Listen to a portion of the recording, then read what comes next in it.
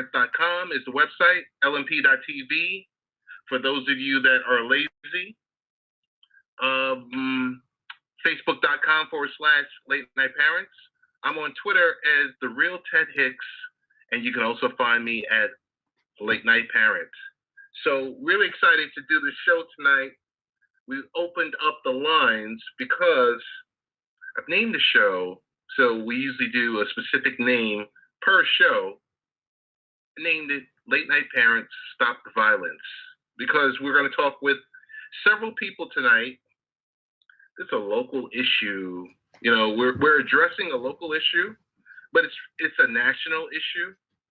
We're talking about black on black violence. We're talking about the upcoming Peace in the Streets rally. I know in the queue we're probably going to have Minister A. Hafiz Muhammad, Minister James Muhammad, and Reverend Reginald Benjamin in the queue. Want to thank those radio partners that play us near and far, the folks out in the media. You guys make things happen all the time. Want to thank our friends at UNIR1 Radio. Want to thank our friends at Life Improvement Radio. Want to thank the Underground, the Under.US 90, for always playing us out in Missouri. Want to thank you guys. Want to thank AMFM247.com that plays us in 10 different markets. It's too many to name. Want to thank our friends, the 405 Media, which plays us out in LA. Also, the Happy Hour Network that plays us on the internet everywhere.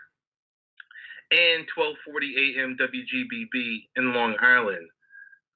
As always, want to thank all of our media partners that play us, whether through podcasts or streaming live on your specific websites, and those of you that air us live. We couldn't do it without you, without your help and your participation. So, you know, we had a conversation. I saw something on Facebook, and on Facebook it said something about the upcoming Dream Big, the back to school celebration for the Able-Bodied Believers Alliance that's going to happen August 27th. And I'm backing my way into this story because from there I reached out to Reverend Reginald Benjamin. And there's a lot of people that are making things happen in the village of Hempstead. So along with that, we had that conversation, and then we started to dig deeper. We started to talk about some of the issues that are facing our village, some of the issues, because yes, I'm a member and a resident of Hempstead Village. We started, we always talk about jobs. We would always talk about, the black on black crime. We've talked extensively about, the various cop shootings that have gone on, Black Lives Matter, Blue Lives Matter. We watch it on TV and we kind of sit there and say, well, what would we do in that situation? So as we took a step back, Reverend Benjamin and we spoke about it, and I felt very strongly about this cause that's going to happen at Campbell Park this Saturday in Hempstead. So I invited him to our show on 1240 AM WGBB to have this discussion, an open and honest discussion about what's happening in the world with African Americans and Latinos. We're going to get into all of that tonight. I haven't set a time frame for tonight's podcast because usually we do a 60-minute show. And, with the promos and everything else, it's roughly running time is about 52 to 54 minutes. Tonight, there's no promos. There's nothing about that. I want to thank our friends at Verizon Fios that support our show on 1240 AM WGBB. So I'm going to open it up and speak with our guests right now. And I have a 631 number online right now. Who am I speaking with right now? Yeah, this is Brother James. Greetings, Ted Hicks and the late night parents, family. Glad to be on board, and I appreciate you much for allowing us to come on, talk about peace in the streets and all the things that are dealing with trying to save young black and brown lives. Thank you, my brother. No doubt. Hold on, let me bring on the next person. And we have a 516 number. I'll give the first three numbers of that exchange, 262. Who we have on the line? This is Reverend Reginald Benjamin. Just want to thank you so much, Ted, for giving us the opportunity to talk about an issue that is critical to the village of Hempstead, to our community, to the family, and to so many young people that are losing their lives in our community. We want to talk about how we can address this issue and come up with proactive ways to reduce violence in the community. Definitely. So I want to thank Minister Muhammad and Reverend Benjamin for joining. We hear there's a little bit of distortion in the background, but hopefully I'll be able to clean it up after this discussion. I guess I'll start right here. We had a great discussion on Saturday, and we wanted to continue it. We had the whole, I guess, emphasis of it is to keep the discussion going. Now, along with that, we started talking about disparities that are happening nowadays. There's a gap along with African American and Latino men that we're dealing with nowadays. There's the family, the home, is broken. There's a disparity in wealth, education. There's so many different places to start. I will say this much.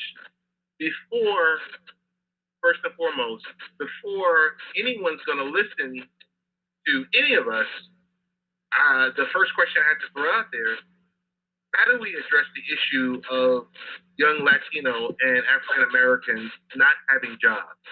And I'll just open it up there. Because we will be able to pull people to listen to this podcast after the fact, but it's all about, I think it always comes down to it, it's all about jobs. So, Mr. James, Reverend Reginald, what's your thoughts on that? I'm going to defer. Let me just start it off. That's one of the issues that is critical to my heart. I'm also a chaplain in Nassau County Jail. And one of the things that I discovered with a lot of the young people, and I posed the question, I said, you guys are doing really, to me, what amounts to a petty crimes, petty thievery. And it's just ruining your life because once you get a record, people are always going to hold that against you and look at you as if you've done a crime yesterday. It could have been 5 years ago, 10 years ago, 15 years ago, but people are always going to look at that record and look at you after the side of their face. So I asked, what would be the minimum amount of money? And I'm talking to young people now. These are 18 to 24-year-olds. And I'm saying, what would be a minimum amount of money or job, and you would consider a decent pay? To my surprise, Brother Ted, to a man, they all said about $10 an hour. I said, $10 an hour would keep you off the streets. And most of them said yes, because they don't have any income. They don't have any, even McDonald's wasn't hiring this group of guys. So I said within myself, that's something that we're going to go out and try to do something about. So starting in 2008, I had a person on my board. He was the chairman of my board, and he owns a construction company. And so what I did with him is I said, let's take a couple of guys and give them an opportunity to go to work. And he said, yeah, well, we'll take them on. We'll give them $100 a day for 5 days. So we took them down. We had to go all the way down to Brooklyn to Nostrum Avenue. There's a Nostrum Avenue Baptist Church that joined with us. And we had those guys working down there doing demolition work to help renovate that particular church and was making a mere $500 a week. You would be surprised at the change in the attitudes and disposition of those young men. It compelled me and propelled me to go out and do more about this issue. So we started going to contractors that was working in the local community, in the village of Hempstead. And we simply said one thing to them: you're working in our communities. We're asking you to give the people that live in the village an opportunity to go to work and do some of those jobs. They can do the labor job. You can start teaching them skills and things like that. They need the opportunity. Amazingly, a lot of these companies took that up. One job, we got about 60 guys there. We got another job, 30 guys was able to go to work. And over the years, we have been able to take these young men and put them in construction companies. Some of them as laborers, some of them had went to school to get some basic training, electrical training, plumbing, carpentry, and we was able to place those guys in various construction jobs. And lo and behold, many of those guys have gone on and prospered and turned their lives around in terms of the issue of jobs. So I recently connected with Brother James Muhammad. There's a number of minority contractors out here, many of them, in fact, was pleading to some of these big developers saying, give minorities contractors an opportunity to get some of these contracts and we can put people in the local community to work. And so what we did is galvanize and put together a team of people called a multi-trade minority contractors group. And our intention is to acquire some of the jobs in the local community, some of the contracts, and make sure that they place these young people to work. Now, I say that I'm also a consultant for the village of Hempstead. Because of the work that I was doing, they gave me the assignment to become the Job and Small Business Referral Center. And over the last few years, I've had over 1,200 guys that we have pre-screened, we have did intake on, and we've been doing training with the focus towards helping them to get a number of jobs as this development unfolds. Unfortunately, let me say this, and one of the things that we have problems with, there are so many people that are fighting against it. We're back and forth through the courts, Article 78 and all of that. Now, I say all that to say this. One of the things that we want to do, we don't want to just go out in the streets and tell young people stop the violence, stop selling drugs, and stop doing this without giving them an alternative. So we developed, or in the process of continuing to develop, a program that would help to give these young people an opportunity, particularly the men. I'm focused that we are concerned about women also. We have employed a lot of them, but the bulk of the issues lie with young men inability to find decent employment. So our goal is to take these young men, train them, prepare them, and place them in various construction trades so they can have career-oriented jobs. And so these are some of the things that we're trying to do. And I know, James, you can speak to that a little bit more. Yes, I can. And first, let me just say that it is my line that is probably giving that hum and buzz. I'm around a lot of electronics right now, and there's an issue. But I want to say, and hopefully I'm clear, that when we are dealing with young Black and Latino boys and girls, they have to first understand that since the beginning of written history, man has been known for his vocation. And so if you don't have a skill set or a job, you're not thought of. You're nothing to speak of. You have no true identity.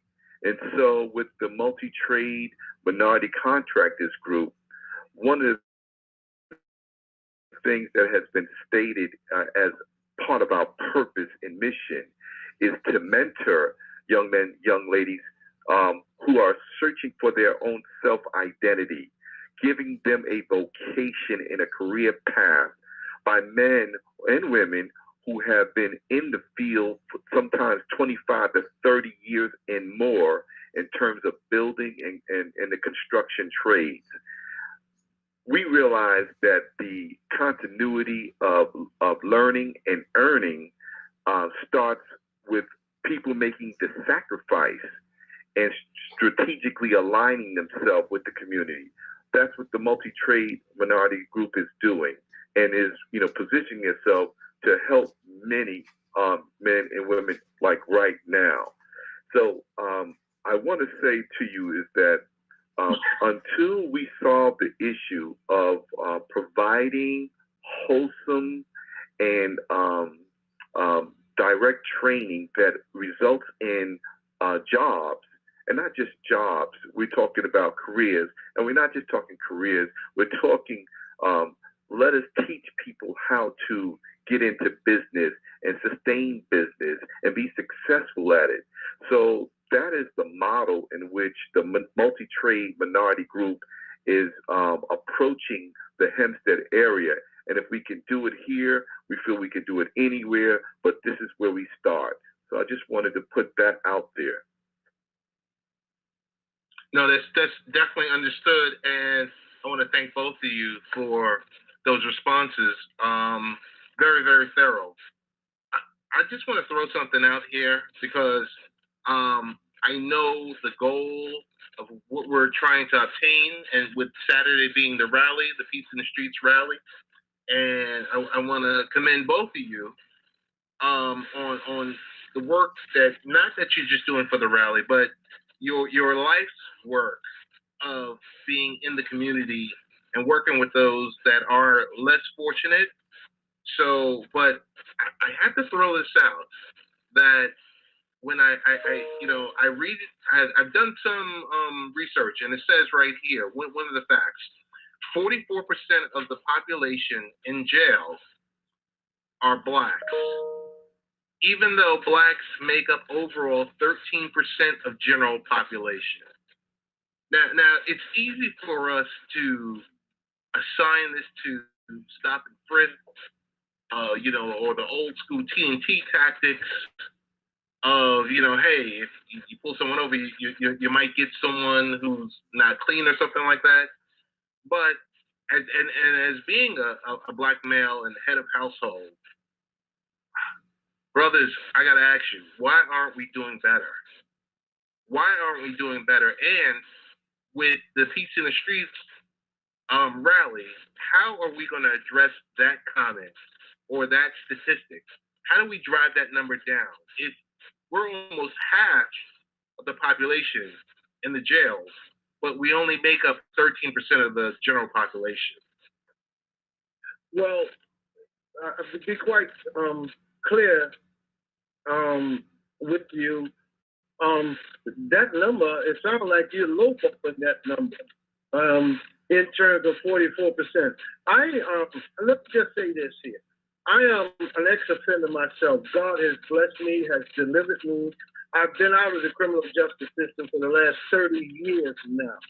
But prior to that, as a young man, from the age of 14 all the way up until I became about 27, I was in and out of the criminal justice system. And just so I came to a point in my life that I was tired of that cycle, and I determined to do whatever it would take to break that pattern. Having said that, we all know, and this is no revelation to anybody, but even the federal government has acknowledged that there's been some disparity in the administration of justice. A lot of our people are getting treated differently for the same crime that people of other nationality are committing on a regular basis. Let me give you a picture. I was working in the jail. I had a young guy. He actually belonged to a middle-class family. He was a young kid, 18 years old, 17 years old at the time. He and his friend took another guy's bike, and I realized that in itself is a horrible thing. But when this young man and took this bike from it, they turned that crime from a bike theft, turned it into a strong arm robbery, took that young man and gave him 3 years, a determined sentence, meaning that he had to do 85% of that time. Now, let's say that that was an act of justice. But by the same token, my friend, who I worked with, a Jewish fellow that I worked with when I was working with Long Island Youth Mentoring, he told me this story, and he's almost laughing about it. He told me the story about a bunch of kids went up to him and him and his crew, went out to people's houses, went in front of their houses, took the bike off of each house, and it was over about 10 houses. He said the police officer came and pulled them over, stopped them, and made them go back to every house and deliver those bikes to each house. And then they took these kids, they didn't take them to jail. Guess where they took them? They took them home to their parents. To me, that's an example of the disparity in the administration of justice. Multiply that over hundreds of thousands, and you'll see why so many African Americans are ending up in the criminal justice system. It's all over television, radio, the Department of Justice, all recognizing the fact that we have been giving an uneven hand when it comes down to the administration of justice. They do it based on race. There's nothing they can say or do to get around that. They admit it themselves. So we have to deal with our kids, begin to talk to them and help them to understand what they're facing, and put in some programs that will help these kids as an alternative to going into the criminal justice, alternative to committing crime. And that's what I've dedicated my life to try to short circuit some of our young men and women from ending up in the criminal justice system. Well, you know, I want to add to this conversation by first saying that if we do not know the roots of the problem, we have no chance of solving it. When you look at those dismal numbers, those are reality checks. And I'll have to take it back to the essence of why we were here in America in the very first place. We were an economic tool to build a capitalist society. That use of us is no longer there. So our people are being warehoused. Instead of the plantation where we got acquainted with the slave maker, the slave master, and the slave trader, now we are acquainted with the criminal justice system, the correction system, and then the law enforcement system. They just have replaced our past intense, painful experiences with new names. We're damaged people, and until we address all our needs, meaning not just the jobs, because that is a major component to it, the financial aspect of us being able to take care of our family and to provide a future for our people. There's a lot more that goes into that because we have been damaged.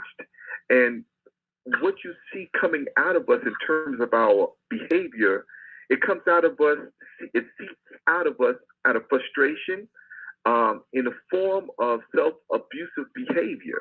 And this is why you have us picking up guns and shootings and stabbings and robbing one another. And the end result is that we get incarcerated for those things. Now, not to say that everybody that's in jail and incarcerated is absolutely guilty. There may be some of us who are in there who just got swept up and put into jail and don't have a legal recourse to adequately defend themselves. But I'm speaking about for the majority of that 44% who have been engaging in wrongful activity.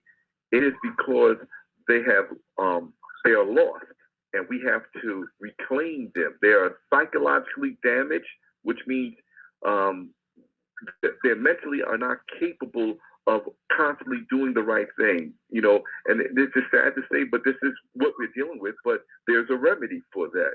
And to Yeah. make it real But quick. James, I'd like to just add to that. Mhm. One of the things that Minister Muhammad is talking about is conflict resolution. Yes, And sir. I want to deal with the fact that even though many of the people that end up in the criminal justice system may be in there for a crime or something like that, but oftentimes many of these young men, when they end up, they know in some form or another they have been mistreated. They know in one form or another they didn't get the justice that they deserve. They wasn't treated in proportion of whatever the crime they have committed. We've had situations where it's insane. The penal justice, the penal code. It could be a misdemeanor or a felony just by how they word it. And they particularly word it when it comes down to people of color in such a way so they maximize the amount of time they give them. And this is not something I'm just talking about off the cuff. I don't know if anybody ever read that book by Michelle Alexander called The New Jim Crow. It talks about how it was a systemic, I don't want to use the word conspiracy, but it was a systemic program put in place targeting African American, the African American community. The so-called war on drugs was really another way of incarcerating African Americans and Latinos. Even Bill Clinton and his wife have publicly apologized because they had instituted some code or system whereby African Americans and Latinos was discouraged, was targeted more than anybody else. And so I want to go back to the point where I really wanted to talk about the fact that some of these men understand that they have been treated unfairly, and so they walk the street angry. They walk the street with a certain level of rage because they may not know the law, but they know that they have been treated unjustly through the criminal justice system. Now, I want to be clear. I'm not one of those kinds of persons that is trying to push any militant agenda. I'm talking about the facts. I wish that everybody in America would read that book, The New Jim Crow, because it spells it out, how African Americans have been mistreated and not experienced justice, but in fact have experienced a certain. Hey guys, I'm Greg T. If you're suffering from back pain at home for sitting a long time, maybe lifting, even working on the job, the New York Spine Institute offers comprehensive pain management care by New York's top consultants. Their on-site spine experts take a holistic approach to back pain management and tailor an individualized plan to meet your specific needs on and off the job. New York Spine Institute, better treatment for a better life. To schedule an appointment like I did, dial pound 250 on your mobile phone and say the keywords no pain. That's pound 250 keyword no pain. Level of injustice. So if you find people angry on the street, when you know you've been wrong, they have no redress to it, it comes out in anger. And that's why I appreciate the Minister Muhammad, talking about creating a program to help do conflict resolution. All of that stuff plays out on the street. So we got to help get some of the anger out of our people, get some of the rage out of our people, help them to deal with their problems and resolve their issue without resorting to deadly force. And those are some of the things that we want to do. And I believe that this particular event that we're going to have on August 13th over at Camel Park is just the start of that, because we plan on doing that on the 27th. I've expanded our back to school program to include violence in the streets, or peace in the streets. So we are looking at how we can get our young people to understand the danger that they're facing and the fact that killing one another is no solution to our problems. I think that's a great segue to what I was about to mention, and it's right on point and right on time, because over let's just say roughly over the last 2 years. Over the last 2 years, between Periscope and Facebook Live and any other live streaming app, there's footage there's been footage available that we've seen, whether it's on Fox or CNN or NBC or CBS or even ABC. Yes, they are the media, but we've seen Black people being shot in the street like dogs. But I want to say this much. Before we rip on law enforcement about them doing Black people wrong, tell me your thoughts on just the level of Black, because before we can uprise and talk about, the Black Lives Matter movement, the first thing anyone goes back to is the level of Black on Black crime, the high amount of Black on Black crime. I mean, you mentioned the conflict resolution. This is needed. This conference is going to be needed. It's needed in every urban city, across America, because for us to make a difference. Just your thoughts, both of your thoughts on the level of Black on Black crime. How do we lower it? How do we get each other to turn the other cheek? I mean, how do we just get to say, you know what, this doesn't make sense to take it to this level?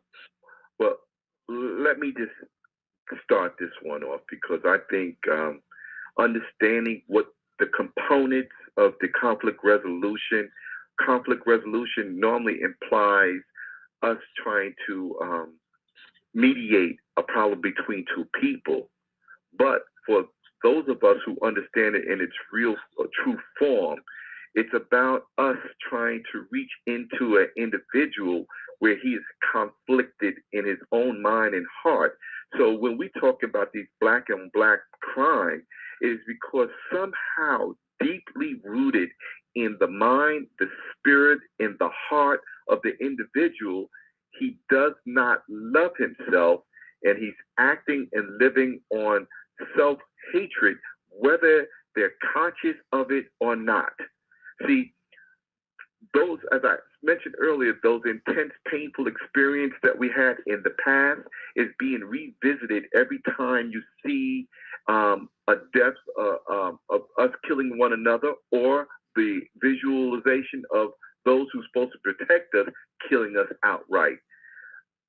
Those intense experiences produces so much pain, as I stated the last time I mentioned, that it affects our conscious and unconscious mind, and we become self-destructive. The bottom line is this: when we look at our people, we have to see them as sick, and we can't see ourselves outside of our own people. So we have to be the patient and the doctor at the same time. Yeah, and James, let me just add to that. Listen, I'm a former gang member myself. When I was a kid, from like 14 until I ended up in the criminal justice system, I was involved with one of the biggest gangs in the South Bronx. And one of the things that I've come to understand, if that became a lifestyle, it became I won't call it a culture, but an anti-culture. And it was just us rallying together to survive in a hostile community, in a hostile world, in a hostile environment. And I'm talking about the 70s now, when we was just entering out of the 60s, and all of the different riots and all of the different violence that were taking place in that situation. One of the things that we are missing, and one of the safe havens for our community, is spirituality. I'm using that as a predicate for what I want to say. And this is the thing: I had 8 brothers in my family. One of my brothers was following in my footsteps. But at that time, by that time I had made up in my mind I was no longer going to be a part of the street. I was no longer going to be a part of the problem. And I found myself getting involved with a community organization, getting involved with the church, and I learned a certain amount of moral principles and certain amount of moral discipline. Well, lo and behold, under normal circumstances, if you did anything to any member of my family, retaliation was the first recourse. Now, my brother, who was living a violent life, he was not an angel. Somebody had shot him in the back 7 times. And if I were not, and my other brother, who was the president of the gang that he was involved with, had been a Muslim for a period of time. Now, normally, me and my brother would have instantly reacted, got strapped up, and went back to the streets and found those people who did that and retaliated, thus perpetuating the violence. But because I had learned certain principles and certain things was instilled in me, I found a better way to deal with that situation. You know what I'm saying? So we have to begin to train our kids. We have to begin to teach our young people certain moral principles and change the way they think. The way that they're thinking, an eye for an eye, really doesn't work. So that's a way that we're talking about reducing crime, talking about sitting down with our young people, talking about the issues that they're struggling with. That's why I keep emphasizing this conflict resolution thing, because that gives us a time to sit down with one another to talk about the issues that we're struggling with, talk about the triggers in our life, talk about the situation that lead us to act in violent ways, talk about what triggered us off, talk about that anger that we are afraid to talk about. Now, I'm not anti-police. One of the reasons why I'm not anti-police, because when I was getting my life together, there was a detective that came alongside of me. Now I'm an ex-offender. He's a detective, and we entered into a relationship with one another where we built a level of trust that it was so dramatic that I didn't have a father in my life. And this guy came alongside of me, and he says, you know what, Brother Reggie, he says, I realize you didn't have a father in your life, and you realize you don't think that you have an issue with that. He says, but I want to take the place of your father for 1 minute, just for 1 minute. And he started counting off a whole list of things that he was asking me forgiveness for. Forgive me for abandoning you. Forgive me for not being there for me, for you. Being there, forgive me for abandoning your brother. And you know what? I thought I was a tough guy. But that was a moment of healing for me, because in that instant, I realized that I had issues with my father not being in my life. And that's just one example of some of the issues our young people are battling with. And so we have to learn to deal with what's inside of them. What's that anger? What's that bitterness? What's that hate that is in them that caused them to react to each other in such a violent way? Mm. Let me just add this, because you touched on that emotional part. And, you know, if you examine Black folk, you'll see that we're emotionally unstable as a collective. You know, our emotional IQ is at an all-time low, because we have to first learn to love and accept ourselves, and that's the process. And when we deal with conflict resolution in these centers that we're trying to bring into our community, that is one of the first steps that we have to deal with, even before we get to getting rid of the stinking thinking, the mentality of being a gangster or whatever. We have to get to the emotional part. And then eventually we raise them up to a level that they see spirituality as part of the healing process. As you said, Reggie, it took somebody, you know, to give you a word, and that word resonated with you. And it has with me as well. And we understand that that word has life in it. And if we get the opportunity to go one-on-one with our young brother and draw out the best in him, he could change his life around and then become socially acceptable. And then the corrupt morals that we have adopted can be dealt with and analyzed, and then they can build up the discipline and the strength to change their moral compass. So there's a lot of things that have to be dealt with. There's no one area more important than the other, but there are many levels that we have to attack this problem about Black on Black crime, the killing and the violence, and us going in and out in the criminal justice system. Well, let me tell you this, James. Not only did I have an opportunity to turn my life around, but I became a part of a change agent myself, working with young people, going into the jail, talking to young folks, and offering them a different way. You'll be amazed at how receptive young people are when people take the time to come alongside of them, to come into their lives and show them a better way. Let me give you an example. There's a young lady that I work with in the jail. She was a gang member. She had went to jail for cutting somebody in the face. They gave her 5 years. I worked with the young lady while she was in the jail for that whole period of time. She came home. I hired her to work with us at the job, and for the next 2 years, she was working alongside of me, talking to young people. I'll give you an example. Some kids was going really wild in Far Rockaway. I took this young lady with me out in Far Rockaway. We had about 35 young ladies that she worked with for over the next 12 months. One of the things that she discovered and we discovered is the anger that was coming out of those kids was based on traumatic experiences they've had in their lives. And that young lady was able to identify it because she was abused herself when she was growing up, and she became an angry young person. She began to talk to those young ladies. And one of the things we discovered, the kid that was acting the worst in the class was a young girl, very cute young lady, but she was being abused at home, sexually abused. And that thing came out during the course of the conversation. So all of her acting out and acting up was based on the fact that she herself was being abused. Now, go back to this young lady. Her name is Taisha Gitt. She is now the supervisor with an organization called Snubs. And she go out on the street every single day. And she, in fact, my son is work with her. They go out on the street every single day, and they're picking up these young people, 12, 15, 18 years old, and talking to them. And believe it or not, these kids are embracing Taisha because they can identify her. She can identify with their stories, and you'll be amazed at how these kids' lives are transformed because people took the time out to talk to them. And so what we need to do is to spend more time talking to our young people, trying to encourage them and giving them direction, because the reason why there's so much stuff going on out there, many of these kids are abandoned, single parents, broken homes, don't know what to do, not being able to survive, caught up in the social service system, and all of that.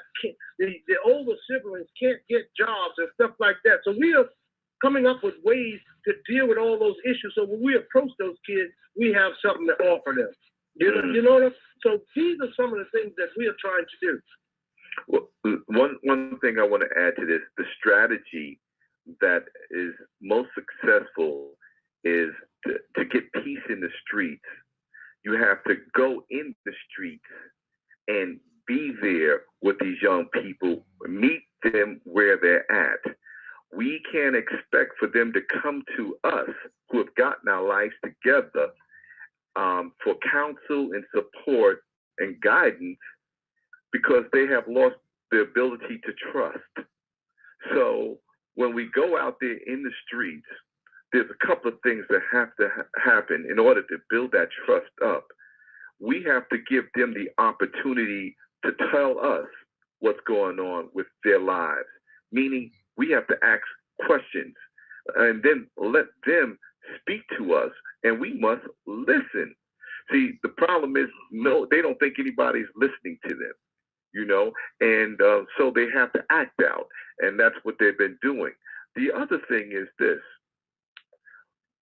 In each and every one of these young people who are in a dismal state, depressed because their condition seems to be not getting better and not getting better anytime soon, we have to go out there and give them information with inspiration, because you can give them information all day long. That doesn't mean that they're going to digest it and use it and walk with it. You have to inspire them and hit them in their soul so they can see clearly that there's a better way, that there's some light at the end of the tunnel. And not only do you tell them, you show them, and even sometimes you have to get up and do it for them.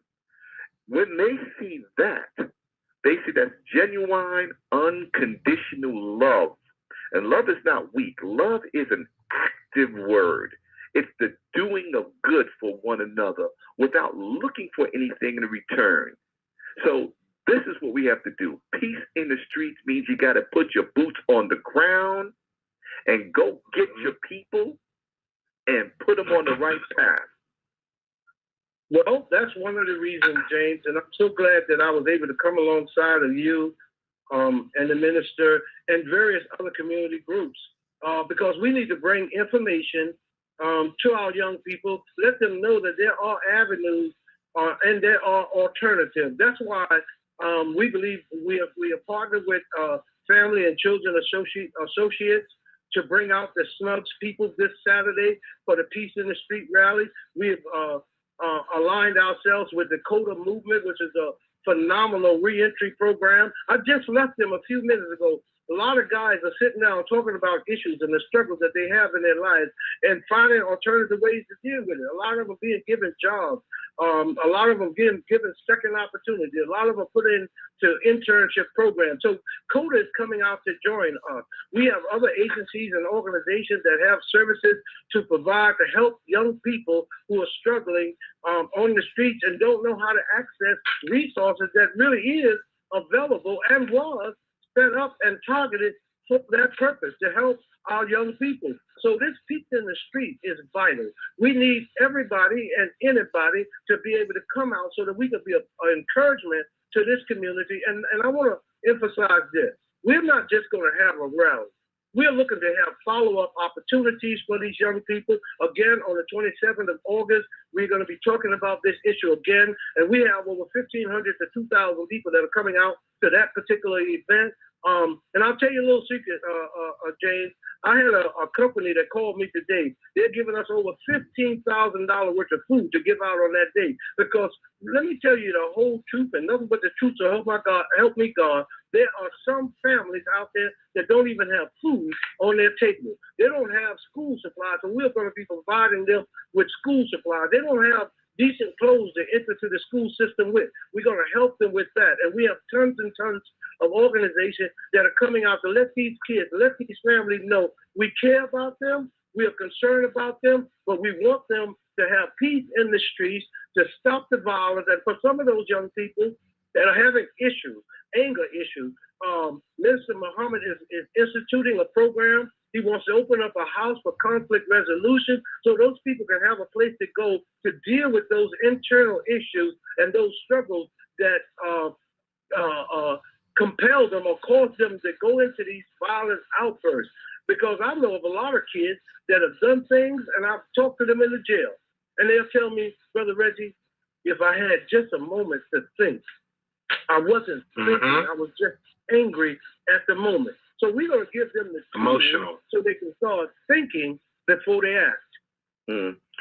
Brothers, I will have to tell you that I do have to depart in a minute, but I'll be remiss if I don't tell you that Saturday is going to be such an impactful moment for a lot of people. The man who's going to deliver the keynote address at the Peace in the Streets rally is Minister Abdul Hafiz Muhammad, the New York representative of Minister Farrakhan and the Minister of Mosque number 7 in the historic Harlem building. We have watched this man day after day for many years, consoling parents and working with families who have lost their youth to violent deaths. He has been specially prepared for this moment to really bring to light the solutions that will help us heal as a people and retard this crazy lifestyle of death and funerals and death and funerals. This man's voice and the words that has been deposited in him is really the essence of truth, because that's really what it is. He's going to speak truth to the power within the individuals who hear his voice, and he will unlock their potential. He will put them on the course that they can change their lives. I know this because I have walked with him, and I have seen this, and I've seen it over and over again because he has one of the best teachers and best examples in the world at this time, which is Minister Louis Farrakhan. So I really want to say to you all who are listening to this program, prepare yourself to come out to get solutions. We know we have to paint the picture of what the problem is, yes, for us to understand. But he who has an ear, let him hear. You know, we are blind, deaf, and dumb, and we need to open our eyes. We need to open our heart. We need to be able to articulate what we feel. That's what it's all about right now. Awakening our people. And the man of the hour today is Minister Abdul Hafiz Muhammad, and he will be present in Campbell Park at 4 p.m. sharp. Be there. All right. So one of the things that I like about what he's trying to do, he's clearly telling people, number one, we want to make our community a decent and safe place to live in. That's number one. And that means that we have to come together to do that. We have to do it. Stop asking for other people to do what we need to do for ourselves, stopping the violence in our community. So one of his initiatives that I think is wonderful to try to do that is he wants to train over 10,000 men, to have them trained in conflict resolution, so that these people can hit the streets and begin to talk to the community about the violence that we are committing against ourselves. We can't blame nobody else for what we are doing against ourselves. So I think this whole initiative to train men and women to go into the streets and try to bring resolution to some of the violence and the conflict that are taking place, that we are perpetrating against one another, is great, and it's a tremendous opportunity for us to impact our own community. One of the other people that are coming out that day who's partnering with us, and I like the mayor of the village of Hempstead, Mayor Wayne Hall. He, in his last term, he put up a program to say, you know what? We're going to talk about giving people a second chance, realizing that a lot of people haven't even got a first chance. So he ran his campaign on that. And so now he want to take that to the next level and talk to people about stop killing each other on our streets. And he's the one who's offering this program to help us to take these young men who want to stop and get off the street, to give them jobs, give them training, give them programs and services to help them to turn their lives around. So we have so many different people that are coming out. We have put all of our agendas aside. We have put all of our programs aside, and we are coming out to talk to our young people directly, because we want peace in the streets. And I believe that Minister Muhammad is one of the ones that is called to help us to do this, along with so many other people that want to get involved. We have the families of a young man that was killed on this very same block. His name is Daniel McLeod. His family is coming out to encourage our people to stop killing one another and help them understand from a perspective how that devastates families, how that does not just destroy that person, but it has a ripple effect of destroying families. And so we want to turn all of these situations around. This is what this rally is trying to institute. This is the first step, and we need people to come out, show up, and show out. And we have to begin to mend our own communities. And then we can start talking about addressing the issues of those few police officers that are acting in reckless and indecent ways towards our people. We can't tell everybody somebody else to stop killing us if we're killing ourselves. That's right. We must stop the killing of us by us. That is the message. That definitely is. Hey, I just want to let you gentlemen know, there's the 3 M's, the moments, momentum, and movement.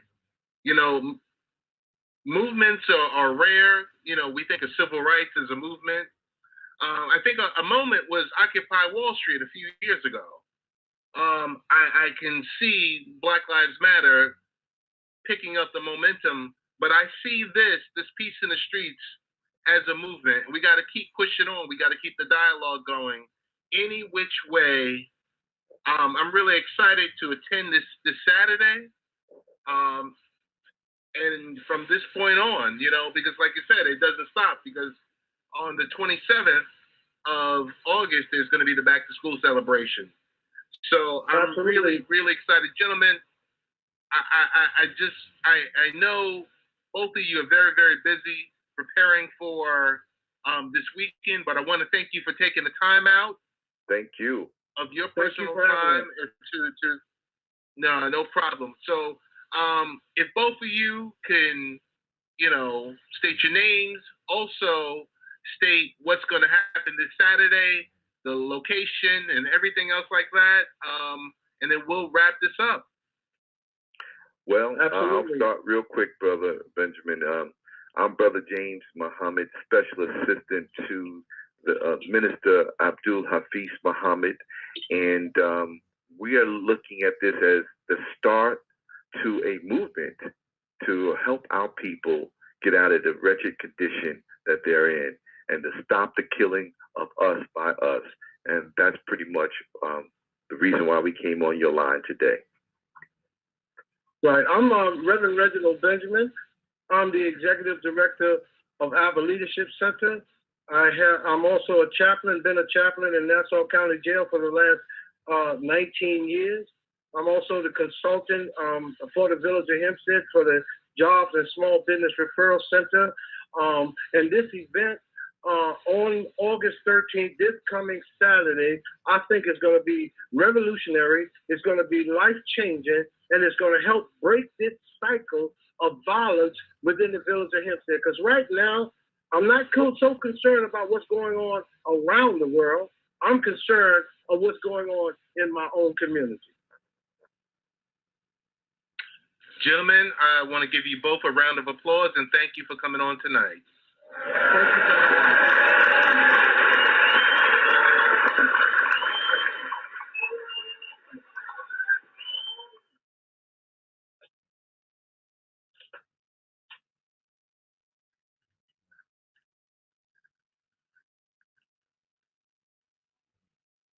Fios is not cable. We're wired differently, which means you can get the fastest internet available with equal upload and download speeds from 50 to 500 megs. So you can upload 200 photos before your favorite song is finished. Click the ad and switch to Fios today to get our best offer ever.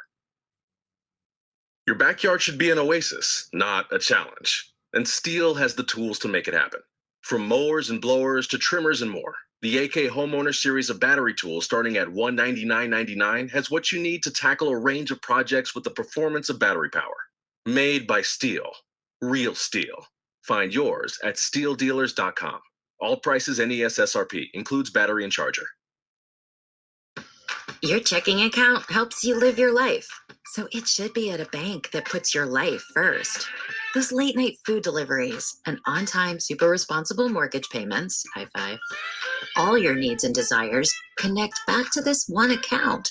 So at People's United Bank, we get to know you because this stuff is personal. And here, checking stays personal.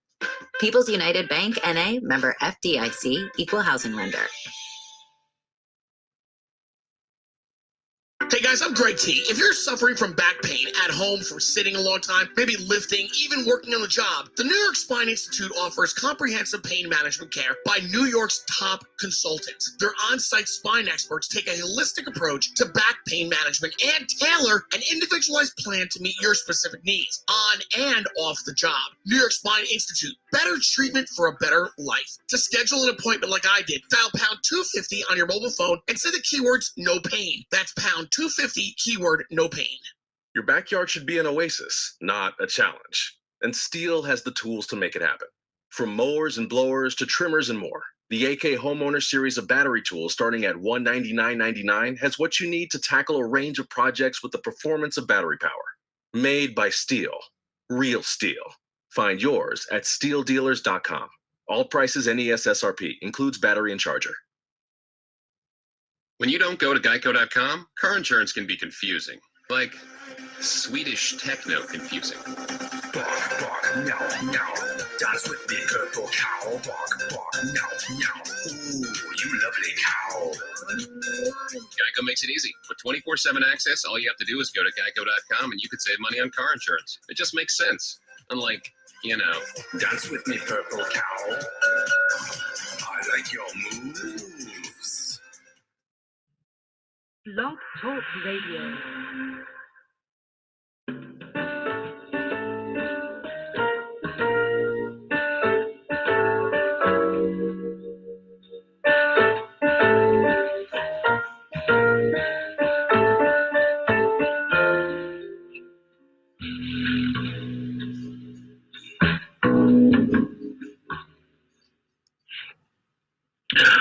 to welcome each and every one of you to another episode, fun-filled episode, hopefully, of Redesign Your Paradigm. I am your host, life coach to working professionals, Hezi Michaela. And, I want to start the show off by congratulating our U.S. athletes in the Olympics. It's always an exciting time whenever the Olympics comes around. So, now that I'm watching these folks down in Rio do their thing, it's so cool to see them compete, and you know how hard they've been working over the years, competing against the best of the best, and to see them pull it out when the pressure's on and the lights are on them and the focus and the spotlight is on them specifically and as a team. And I've just been so excited to watch the gymnastics team, the swimming team. There was a young lady who won gold in shooting, and they just keep on doing their thing, and they're going tonight. So I just definitely wanted to shout them out. You definitely get a sense of national pride when you're watching the Olympics. So happy for them, and I'll keep on watching because I think pretty soon track and field is going to be coming up, and that's one of my favorite sports. Today's topic that we're going to discuss is going to be work-life balance. If you work in corporate America or some sort of job where you're there at least 35, 40 hours a week or more, this term is going to come up. And when I think about work-life balance, it really is that I think about the word harmony. So obviously, we have to take care of ourselves. We have to pay bills. We need money in order to do that. And if you don't have your own business, you're going to be working for someone else in order to do that. I should also note for those that do have their own businesses as entrepreneurs, that work-life balance also comes into play too, because as an entrepreneur, really the ball is in your court because it's your company. So, whereas if you're working for an employer, they cover a lot of, things that you don't even really think about, like insurance and other things. They're responsible for the finances and all that stuff. But when you're the entrepreneur, all of that really, or solopreneur, even more so, solopreneur, all of that is in your court. So it's really important to be able to find that harmony, because you can get lost in the things that you do and kind of forget about the life that you were trying to do the things for.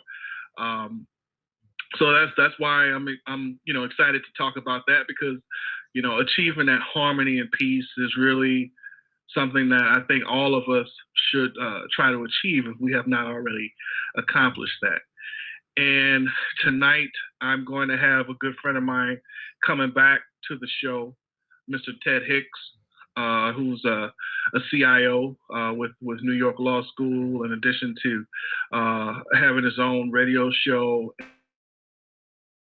and podcast called Late Night Parents. And we're going to talk and get his thoughts on work-life balance and how, he is able to achieve that with so many things that he has going on. So let's, getting into work-life balance. It's interesting that whole idea, the work-leisure dichotomy, if you will, was invented around the mid-1800s. There was a guy named Paul Krasner that used the definition of happiness, that is to have as little separation as possible between your work and your play. And over time, at that time in the 1800s, there was a lot of agricultural work, and then was starting to roll over into the industrial age, and people, worked many, many hours, or well over 80 hours a week. And that kind of ebbed and flowed as they kind of went into the 20th century. And as Americans and people around kind of went from working to survive to working to from a position of abundance, consumerism, if you will, the psychological landscape of employers and entrepreneurs changed as well. And so that work-life balance idea became more and more defined over time. And now through a series of here in the United States, through a series of law changes back and forth, the 40-hour work week for a good number of Americans has been established. But we know that many people work many, many more hours than that. And that can have a psychological effect on you. Here's some interesting data. 16% of U.S. workers reported having difficulty balancing work and family. And that imbalance was more prevalent among workers between 30 and 40%. That in that age range is about 19% of the people that had issues with balancing and family.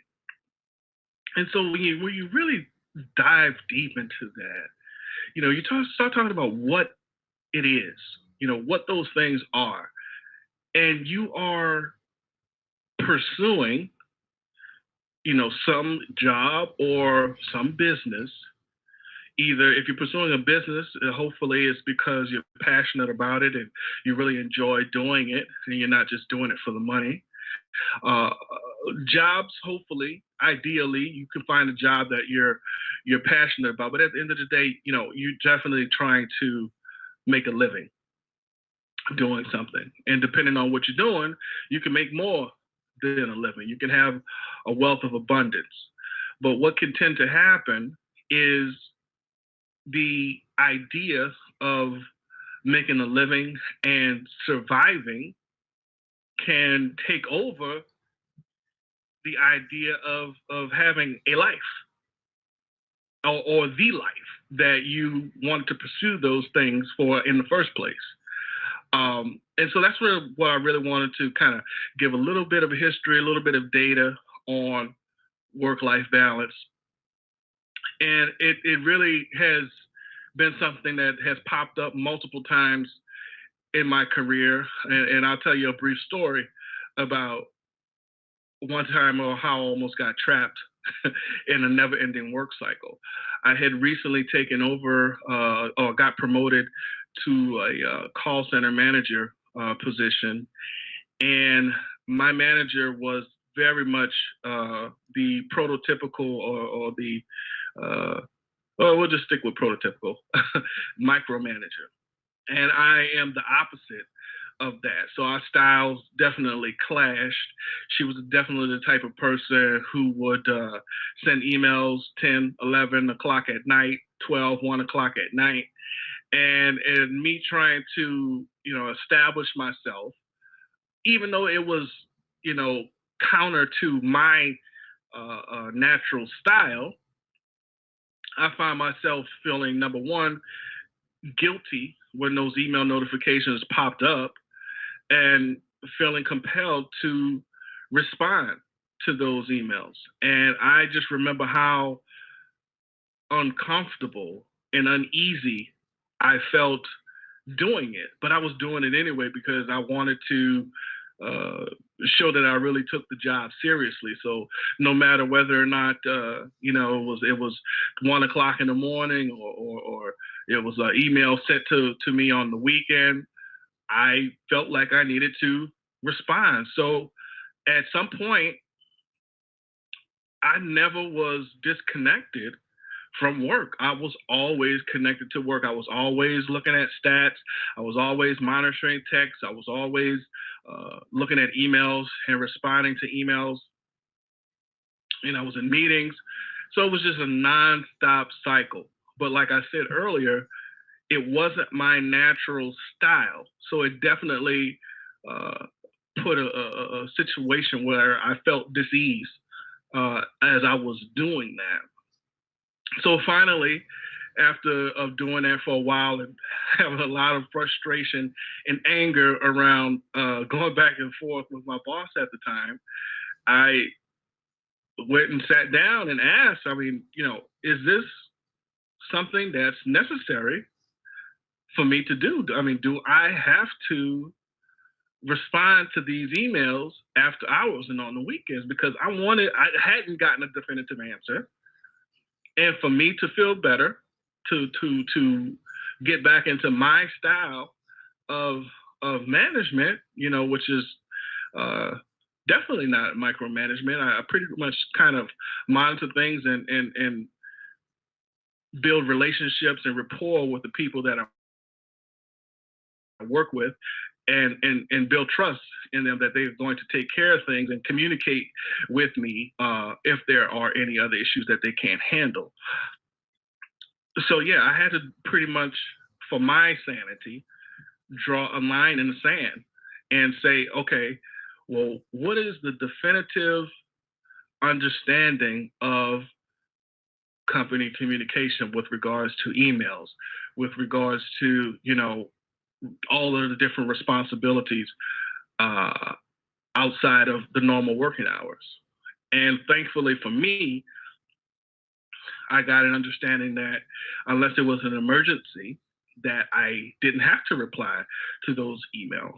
And I stood my ground there. And I was happier with myself for standing my ground, number one, but it got me back to a more comfortable place of doing my job the way that I know it could be done from a comfortable level.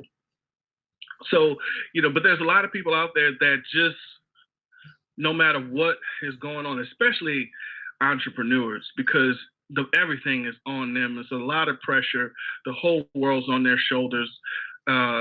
So if they make one decision or not make a decision at a certain time, it could really affect, whether or not they make that next dollar or not, depending, especially if you're trying to establish your business. Now, if you're already established and you have money and you're, pretty comfortable, not having that work-life balance, you just never get a chance to enjoy the fruits of your labor because you're always laboring.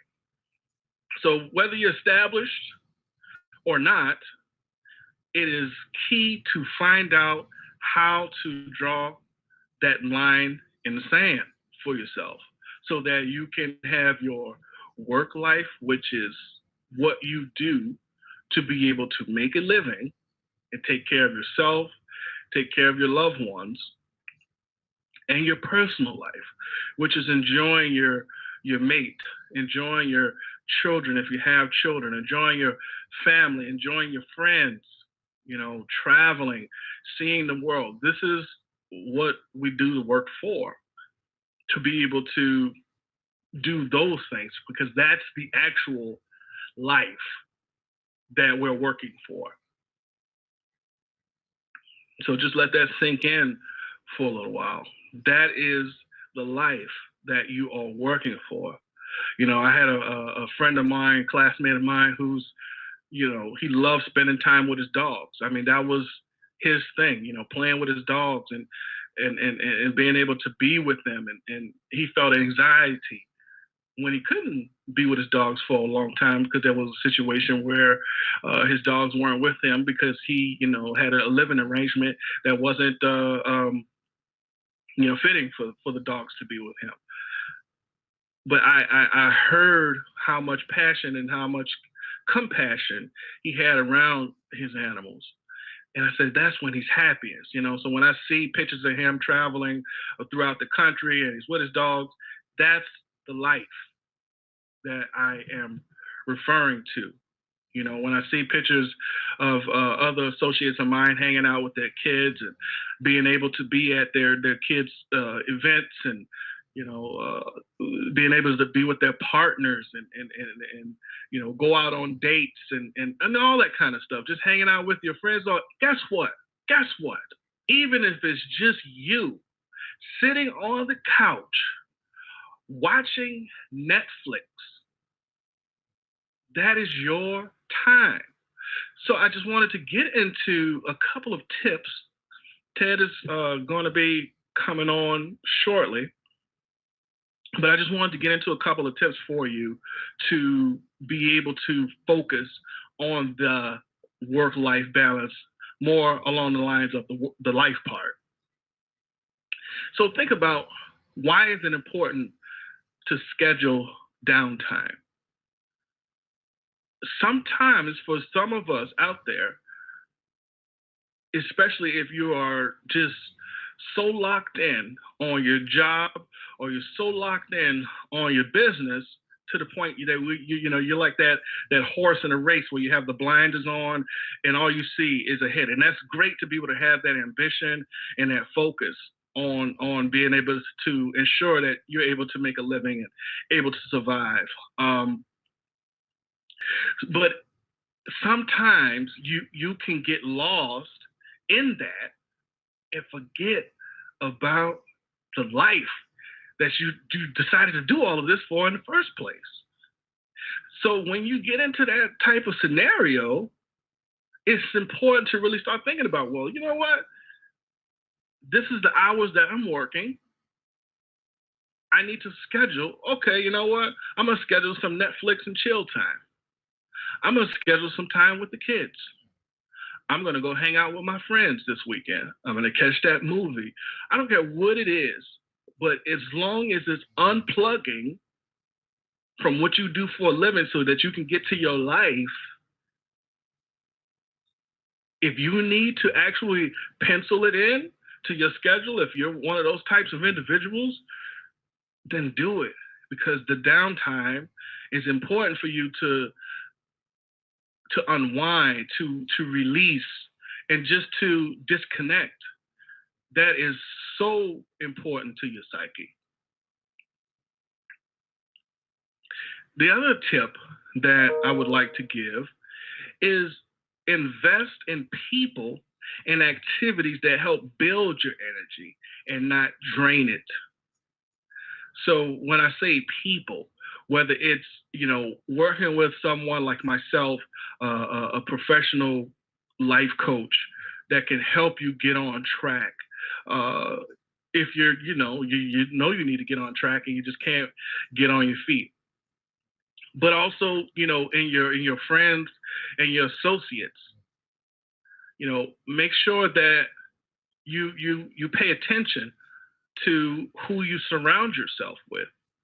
Because if you're surrounding yourself with negative Nancy's or people who, are just like you, who, work, and no time for their life, then you're not going to get out of that cycle because you're keeping yourself in that cycle. So make sure that you invest in people who can help you get to that point. The other side of that is the activities. So, think about activities that help you to get energy, whether it's going to the gym and getting on the treadmill, walking around the neighborhood, getting out in the community and participating in the different events in the community, mentoring someone, being with your kids, being with your significant other. Do things that is going to help recharge your batteries. So now with that said, I am going to bring on my guest. This guy has, me and him go way back. We would go back to my first podcast, Barbershop Sports. But even before that, we were work colleagues. And I remember when this gentleman first took over at the school that he's a CIO at. I remember, the come up there. He's still there. And now he's also running a radio show that's successful in New York, in Long Island. He has his podcast still going, and he's also blogging. So he has a lot of things on his plate. I want to welcome my super guest, Super Ted Hicks from Long Island. What's going on, my friend? What's going on, brother? How you doing? Oh man, I'm excited, man. I'm just sitting here talking about work-life balance because it's so important for people that get so caught up in what they do on a regular basis that you can lose track of that balance, where you get so dug in on it. So now that we have you here, I want to talk to you about it, if that's cool with you. Oh, that's cool. Definitely cool. Well, before we get started, I want to thank you for inviting me on the show. I was listening to the show and, all the things that you do. I was a fan from way, way, way back. And then as you transitioned to different genres, I've always stayed up with you. So happy to be on here and to be partnering with you on the airwaves once again. I was listening to the entire show. At first, I dialed in on my phone number, and just to listen to some of the your past experiences with dealing with those situations. Yeah, those situations that are kind of questionable because employers nowadays, we're in a day and age where they expect their employees, especially those in leadership positions, to be plugged in 24/7 because they've already plugged you in by giving you your mobile device, your tablet or your laptop for dedicated email access and or mobile phone. So they give that to you, and it's kind of like an unwritten rule. So you got to be careful of what, these gifts that they bear, that they give to you. Oh, we're going to get you a phone, and we're going to get you this and that. And you want to wonder why.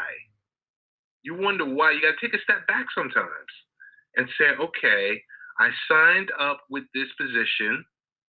I'm getting XYZ salary.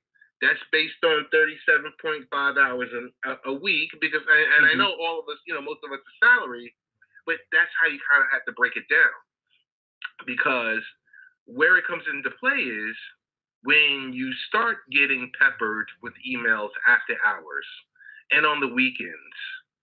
And initially, if you're new in the role, you're going to feel, compelled to reply back. Yeah. And then next thing you know, you're replying back and forth. You're on vacation with your family, with your loved ones, and you're replying back to email. Or you're answering their questions, and I'm not going to say that you're not supposed to do that because everyone has, when they get in the front door of negotiating their deal, they're going to lay down the groundwork, or you're going to see what the expectations are, the goals and expectations.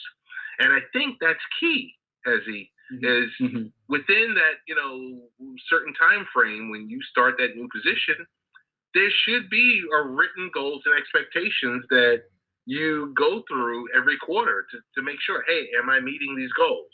Because the worst thing you would want is to, at that 1 year mark, hey, I'm due for a bonus, or I'm due for a compensation adjustment, and then someone tells you, well, you didn't meet the criteria. So, these are just little nuggets because these are things that have happened to me in the past. These are conversations where I've had to deliver to others or I've had delivered to me. I tell you, when you start talking about the topic work-life balance, I think about one of the first audiobooks I purchased by Richard Carlson. So back before Amazon was in vogue or chic. So this is like maybe around 1998 when I opened my account with Amazon. when I opened my account with Amazon, one of the first audiobooks I ordered was Don't Sweat the Small Stuff, as I mentioned, by Richard Carlson. And it's all small stuff because it's basically the simple ways to keep the little things from taking over your life. And that's so important because you talked about leading into my introduction, being with the family and spending time with your loved ones and doing fun things while, you're not at work. I mean, work is, it allows you to have a prosperous life.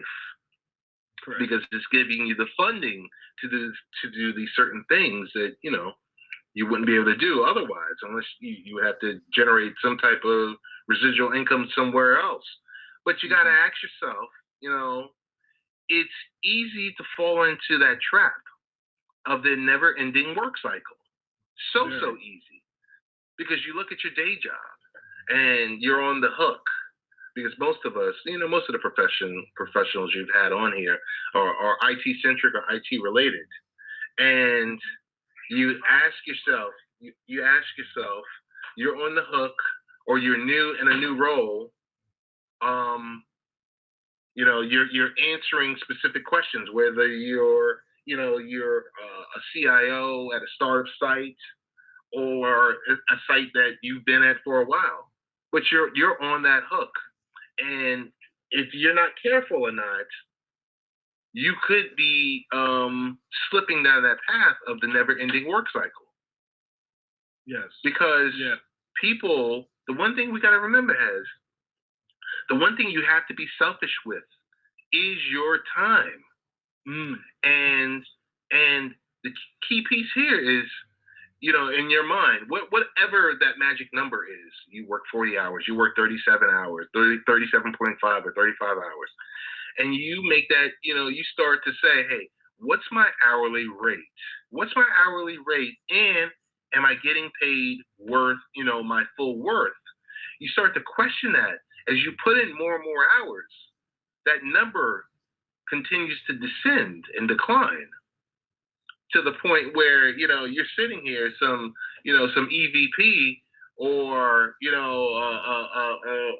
a service delivery manager providing, systems and services support. But since you're always available and you're always online, that rate, that dollar amount is diminished. So we got to be careful with understanding our worth, understanding our overall rates, and that's the beginning stage of it. Was there ever a time when I looked at a specific scale and it was leaning towards work than other parts of life? And that's something my wife and I would talk about for years. And it's something where with IT, you can easily get sucked into. Because when I was new in a new role, of course, I'm going to put in a lot of hours. I'm going to put in a whole lot of hours. And, because you want to overachieve. You want to overachieve. You want everyone. Yeah, you want to be to the point where everyone is like, man, he's really doing it. He's making a real impact around here. But you're killing yourself, and you're putting in 60 hours a week. And guess what? You go home, you're stressed out, and you tell your loved one that, you know what, I don't want to be bothered right now. I just want to sit here. I want to relax. I want to, because you've given all of that energy to that profession. So, I mean, these are traps that I've run into over the years of, because when you're that guy, you're always on call, you're always on the hook. But you got to understand, Hezzy, because you mentioned something earlier. Yes, you were emailed over the weekend, but did it involve an outage? Did it involve an emergency? Did it involve something that required an immediate response back? Those are the questions you have to answer yourself on whether or not to provide that immediate response. Because once you do it, you done set the trap. You've set the trap for yourself and for everyone else, because they're going to be like, oh, well, he's always on his phone. He's always going to respond back. There's going to be a time when you're not going to be able to respond back. You're going to be somewhere, let's just say you're somewhere abroad, and, you data plan or you're roaming or whatever the situation is. But so you got to be careful of that trap happening. questions you always got to ask yourself when you run into these type of situations where it's off hours. You got to ask yourself: is what they're asking me? Is it going to matter in a year? Is it going to matter in 5 years? You know, if it's some type of silly question, like I got a question last week over the weekend. Someone was asking about their MacBook Pro and whether or not they can get specific applications and get it configured. And it was a personal computer. They're personal, not distributed by our organization. And I had to take a step back and tell them, okay, follow these steps, and if not, bring it in on Monday. And that was it for the entire weekend with them, because you've got to push back. You've got to learn how to push back, but you got to be comfortable in your role. You've got to know your role. You've got to master your role. And the way you can do that is you around you. You got to have the right line managers around you, because in that leadership position, you're going to have to trust others. And that's the hardest thing, is being, moving from being that person to allowing the other people to do those specific roles. And that's the only way that you're going to enjoy a vacation, or you're going to enjoy being away from the office.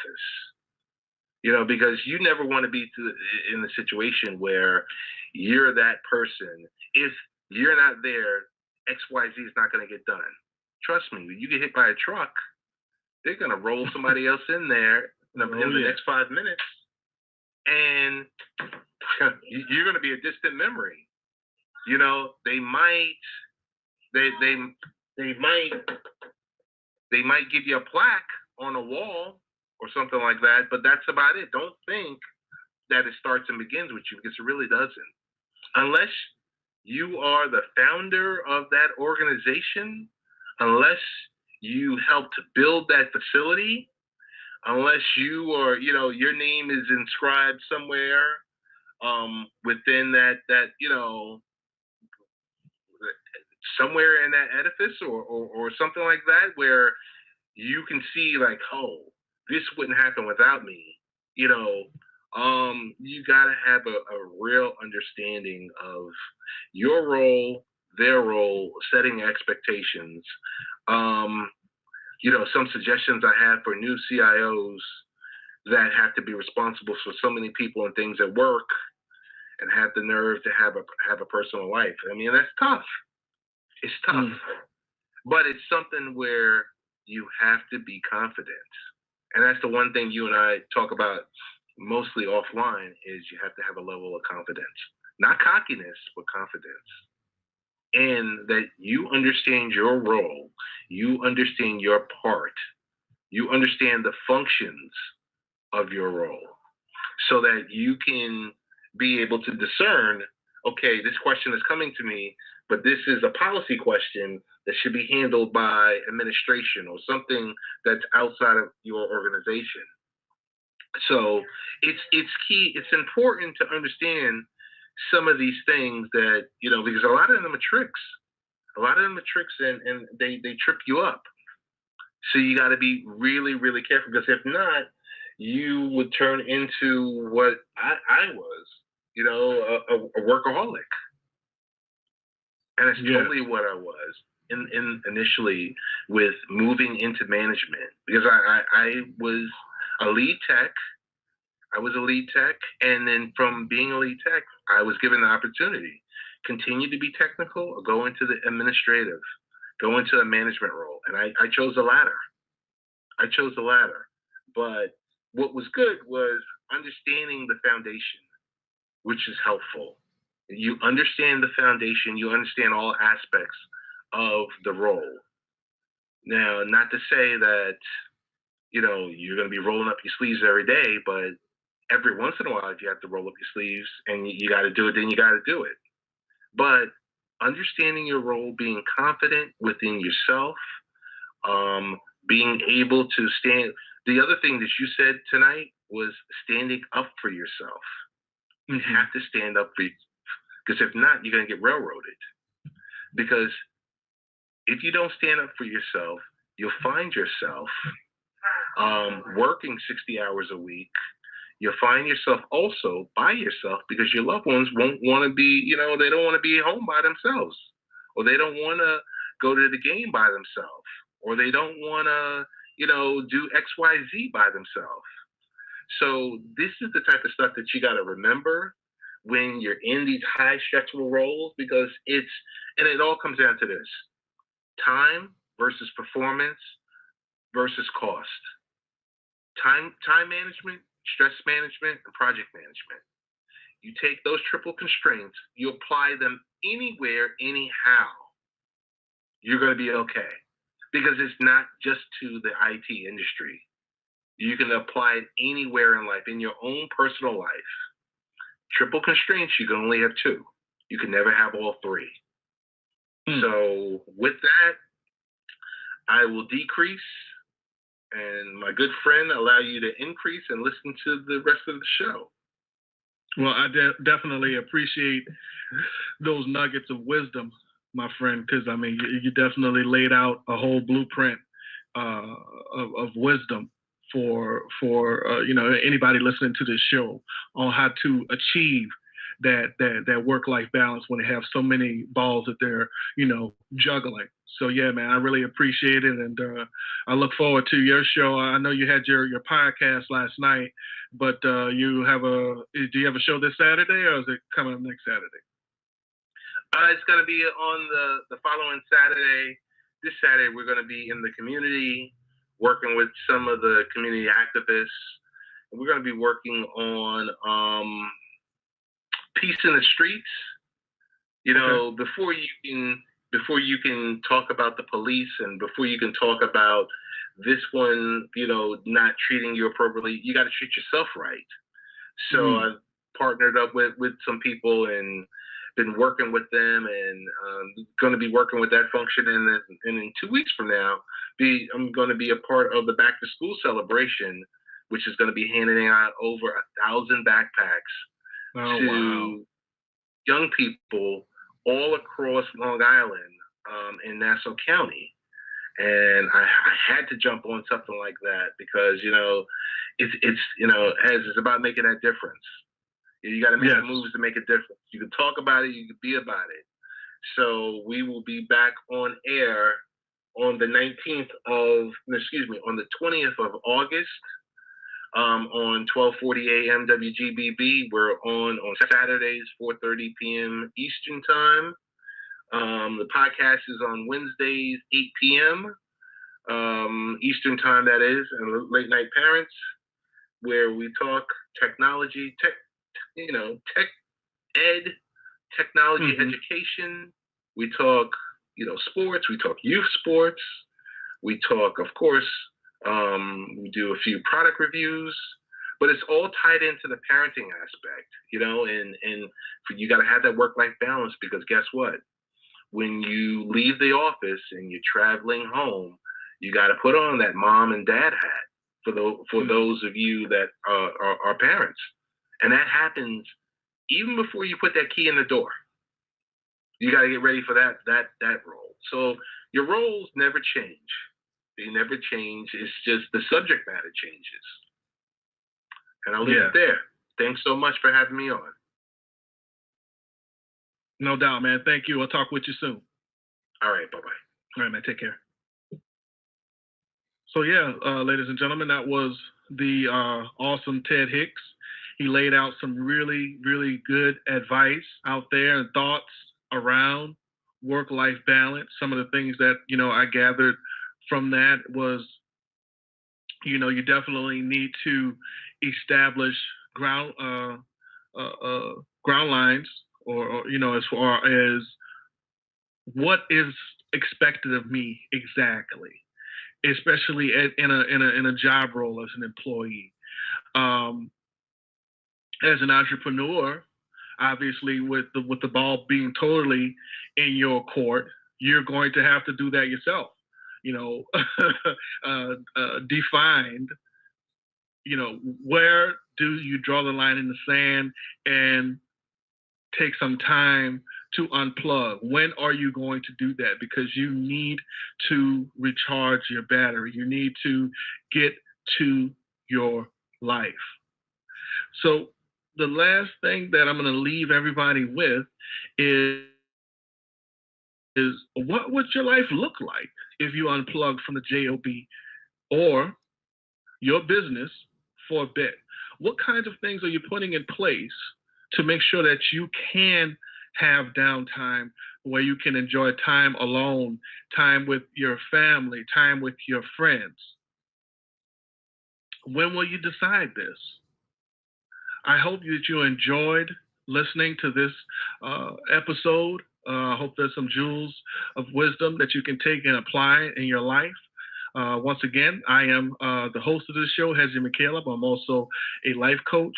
If you're interested in working with a life coach or would like more information about what working with a life coach is like, feel free to send me an email at coachhez@actualizecoaching.com. And remember, actual is the word actual and the word eyes, like the eyes in your head, put together. coachhez@actualizecoaching.com, and I'll be happy to answer any question you have. Thanks for listening to this episode, and we'll see you next week. Have a great weekend.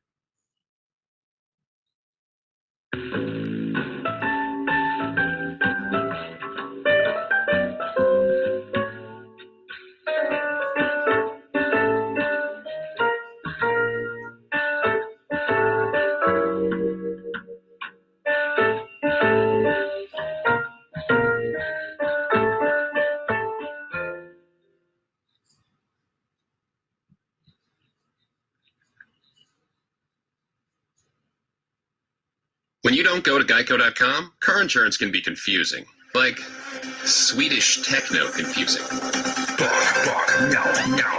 Dance with me, purple cow. Bark, bark, meow, meow. Ooh, you lovely cow. Geico makes it easy. With 24/7 access, all you have to do is go to geico.com and you could save money on car insurance. It just makes sense. Unlike, Dance with me, purple cow. I like your moves. Hey guys, I'm Greg T. If you're suffering from back pain at home from sitting a long time, maybe lifting, even working on the job, the New York Spine Institute offers comprehensive pain management care by New York's top consultants. Their on-site spine experts take a holistic approach to back pain management and tailor an individualized plan to meet your specific needs on and off the job. New York Spine Institute, better treatment for a better life. To schedule an appointment like I did, dial pound 250 on your mobile phone and say the keywords no pain. That's pound 250, keyword no pain. Your backyard should be an oasis, not a challenge. And Steel has the tools to make it happen. From mowers and blowers to trimmers and more, the AK Homeowner series of battery tools starting at $199.99 has what you need to tackle a range of projects with the performance of battery power.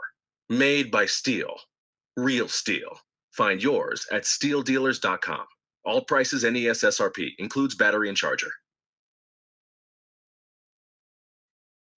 Hey guys, I'm Greg T. If you're suffering from back pain at home from sitting a long time, maybe lifting, even working on the job, the New York Spine Institute offers comprehensive pain management care by New York's top consultants. Their on-site spine experts take a holistic approach to back pain management and tailor an individualized plan to meet your specific needs on and off the job. New York Spine Institute, better treatment for a better life. To schedule an appointment like I did, dial pound 250 on your mobile phone and say the keywords no pain. That's pound 250, keyword no pain.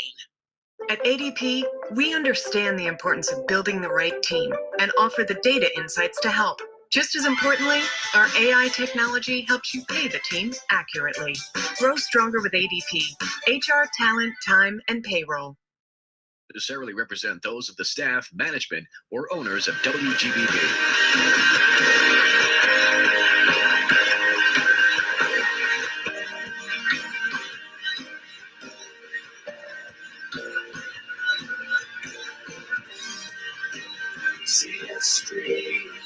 And we're back. This is Ted Hicks, Late Night Parents. Want to say hello to everyone near and far. For my friends that are listening outside of the Long Island area and the tri-state area, big shout out to you guys and thanks for the support. Ways to get in contact with us, ways to listen to the show after the show. You can find us on Twitter, Real Ted Hicks or Late Night Parent. You can find us on Facebook.com/Late Night Parents, or you can go to our website, LateNightParents.com. For those of you that are lazy, and it's not the time to be lazy about anything, LNP.TV is the quickest way to get to our website to hear about the latest and greatest that's going on. So where do we go? Where do we go? Usually I bring this show to you, the listeners, every other week. But fortunately, last week I had the opportunity, with it being the 5th week of the month, to air. So I'm back to back. Feels good too. Feels like a weekly show. I'm going to talk with Jeff and a few others, Brian, about that too. I got to tell you that much. But besides the fact, and Brian's looking at me like, Ted, I ain't got nothing to do with that. So many different things to get to. A lot of stuff we've got to tackle. Got a very interesting show today, as usual. We'll back our way into the show with Ask Dr. Michelle calling us in a couple of minutes. Believe Reginald, Reverend Reginald Benjamin will be calling us shortly, right after that, to talk about his Stop the Violence movement. And at the third segment of the show will be Mr. Dave Cohen talking about Mission Athlete Care in Enduracool. And I'm just going to leave you in suspense like that, for those of you that are listening near and far. We do this with the best media partners out and around, all over the globe. Want to thank our good friends at UNR1 up in Albany, Mr. Scott Price. Life Improvement Radio, Eric Reynolds. Want to say thank you to playing the show in St. Pete. Our friends all over I-95 Sports Network. Want to thank you guys as you air all over the place. I think we have a new station in Denver. NGSC Sports in Tennessee. Want to thank you guys for airing the show also. Couldn't do it without the Happy Hour Network, where we air our Wednesday podcast. That's blogtalkradio.com/Happy Hour Network. I think I'm missing a few. The 405media.com. Want to thank you guys for airing the show and supporting. And the under.us, the underground, with 9-0. Always shouting me out on Twitter and shouting out the show, support. I don't know how you do it, but you do it. And you shout us out and you play our show in Kansas City, Missouri. Want to thank our good friends at AM FM 247 that plays us in 10 markets. Stuart, Veneer, and Jason Dowd, want to say thank you guys for airing our show. So the tentacles are out there. The show is all around. It's starting to spread. And we're working on additional distribution deals. But we want to thank, first and foremost, or I'll say save the best for last, Long Island's 1240 AM WGBB for airing our show live on Saturdays.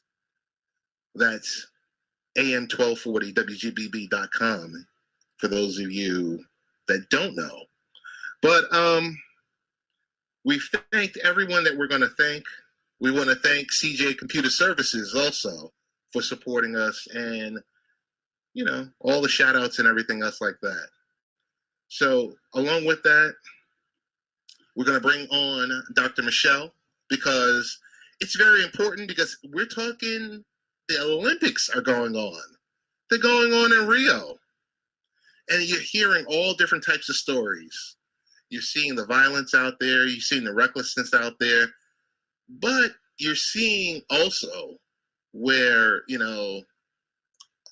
Zika has been, there's been so many reports, tens of hundreds of reports of Zika out in Rio. So we couldn't start off the show without our Ask Dr. Michelle segment. Dr. Michelle, how you doing? Hi, how are you doing? Pretty good, pretty good. Even better now that you're on because you are our expert. Okay, no problem at all. Well, I was going to say this whole Zika virus is caused by when you get bit by a certain strain of a mosquito that we normally see in the tropical and the subtropical areas, but we are seeing it now in the United States. So it's not just Rio, and cases of people having been infected by the Zika virus are also being found as close as New York. Wow. I got to tell you, last week, Dr. Michelle, it was either last week or maybe within the last 3 weeks when there were reports, upwards of 15 identified reports in Miami, most of them in a concentrated area. But as you mentioned before, I remember last year, there were reports in New York of Zika. So you put together a wonderful blog post, as you always do. And I got to tell you, I was able to share it. And thank you very much. Oh, please. It's my pleasure because, as we all know, knowledge is power.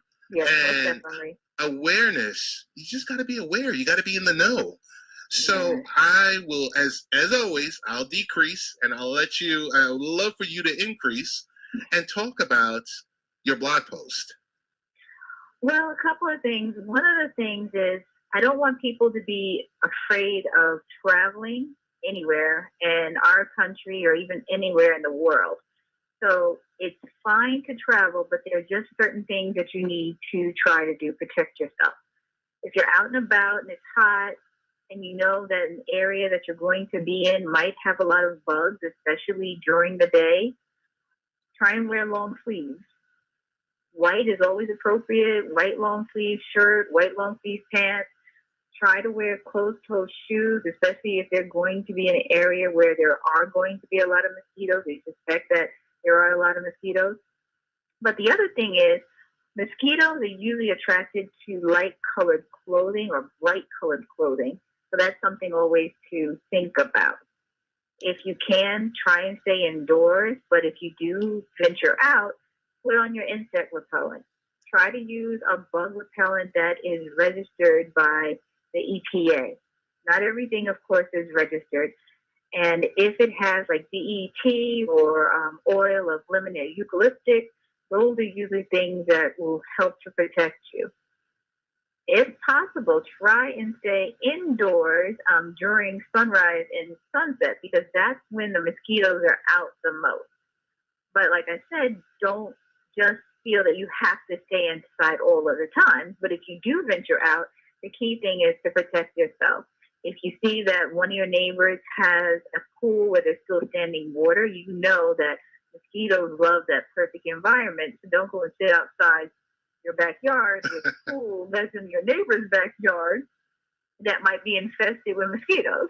Sure. Or kindly ask your neighbor to empty out some of the pool water. I've got to stop you for a second, Dr. Michelle, because I'm going to tell you, I had a moment after seeing your post. Yes. So I'm in my house. My 14-year-old daughter decides to clean out her garbage can in her room. And there's, of course, she leaves maybe about 3 inches of water sitting in the garbage can. So I looked, and like I said, I saw your post, and I said, okay, I'm already skeeved out. What can I do? And I'm looking around the house, I'm saying, okay, because I took a step out and went around my house, like the surrounding area of my house, to look for like old buckets or whatever that had, X amount of water, dumping all of that stuff. But she had it, believe it or not, in her room. And I said to her, I said, Nyla, what's going on with this? And she said, "Oh, Dad, I just washed out the garbage can. I was cleaning out the bathroom and everything." I said, "Okay." And I said, "You got to dump this." I think it was the next day, and then the day after that, and then of course we all go into parent mode. Yeah. Parent mode, and you know how the pitch in your voice raises, and you just start getting a little craze, and so as usual, I might not have been Dad of the Year that day because I did yell, and I said, "Dump this water." I didn't say Zika. I just said mosquitoes. I said, "You don't want this. You do not want this." And I said, with the weather being, 90 plus degrees, every other day, I said, please stop. So I want to thank you for, no problem. Elevating my pressure. I was thinking, I was like, oh my gosh, she got bit by mosquitoes. I want to thank you for elevating my pressure with your blog post because, and I might have to come to one of your practices for I think blood pressure medication because I was. That's no problem. I was yelling.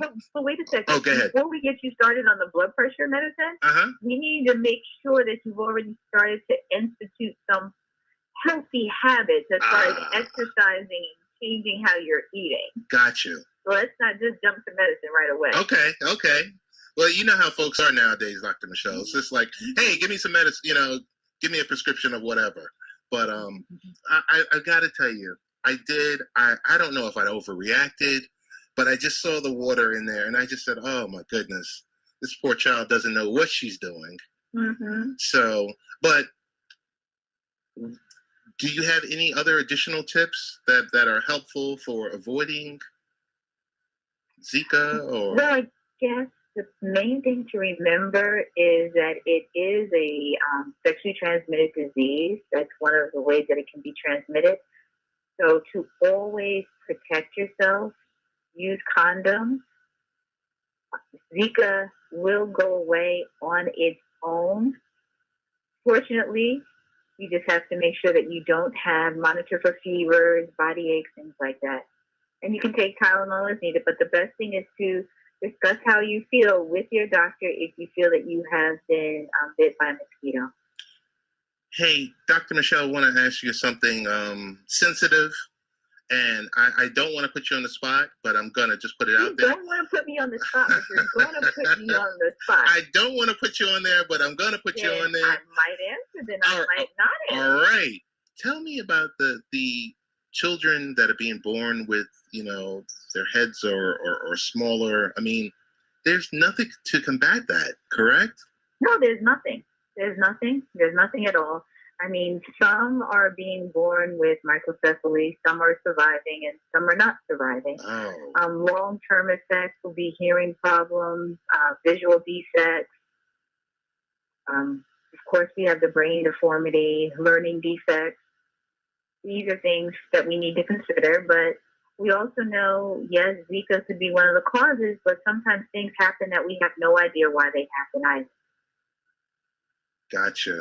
I want to thank you for answering that question because that's a specific question that I have, and I'm sure so many more people like myself that have glanced over it or have seen Zika sightings or just comments about it on on the web, or you see it on TV, or you're kind of just sitting there like, what in the world is this? And is there a way, your heart feels a certain way for these children. Yes.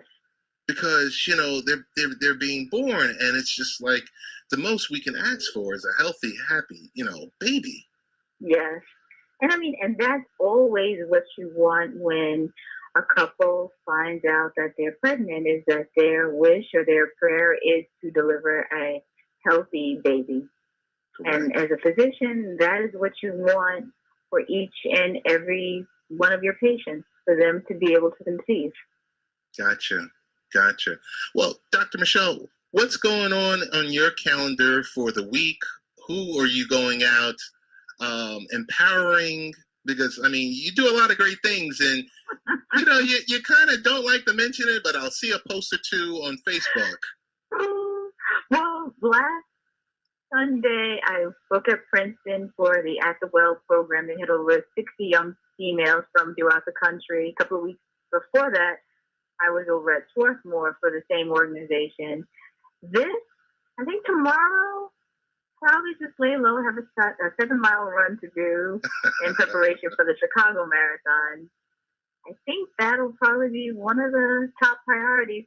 I can't just fall back and not train. I have to keep training even when I don't feel like it. Gotcha.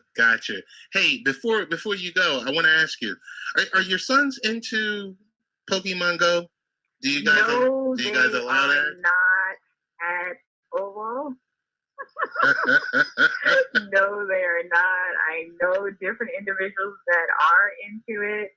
Matter of fact, one told me that they were in the city last night, so about 4:30 in the morning, looking for Pokemon or whatever they were looking for.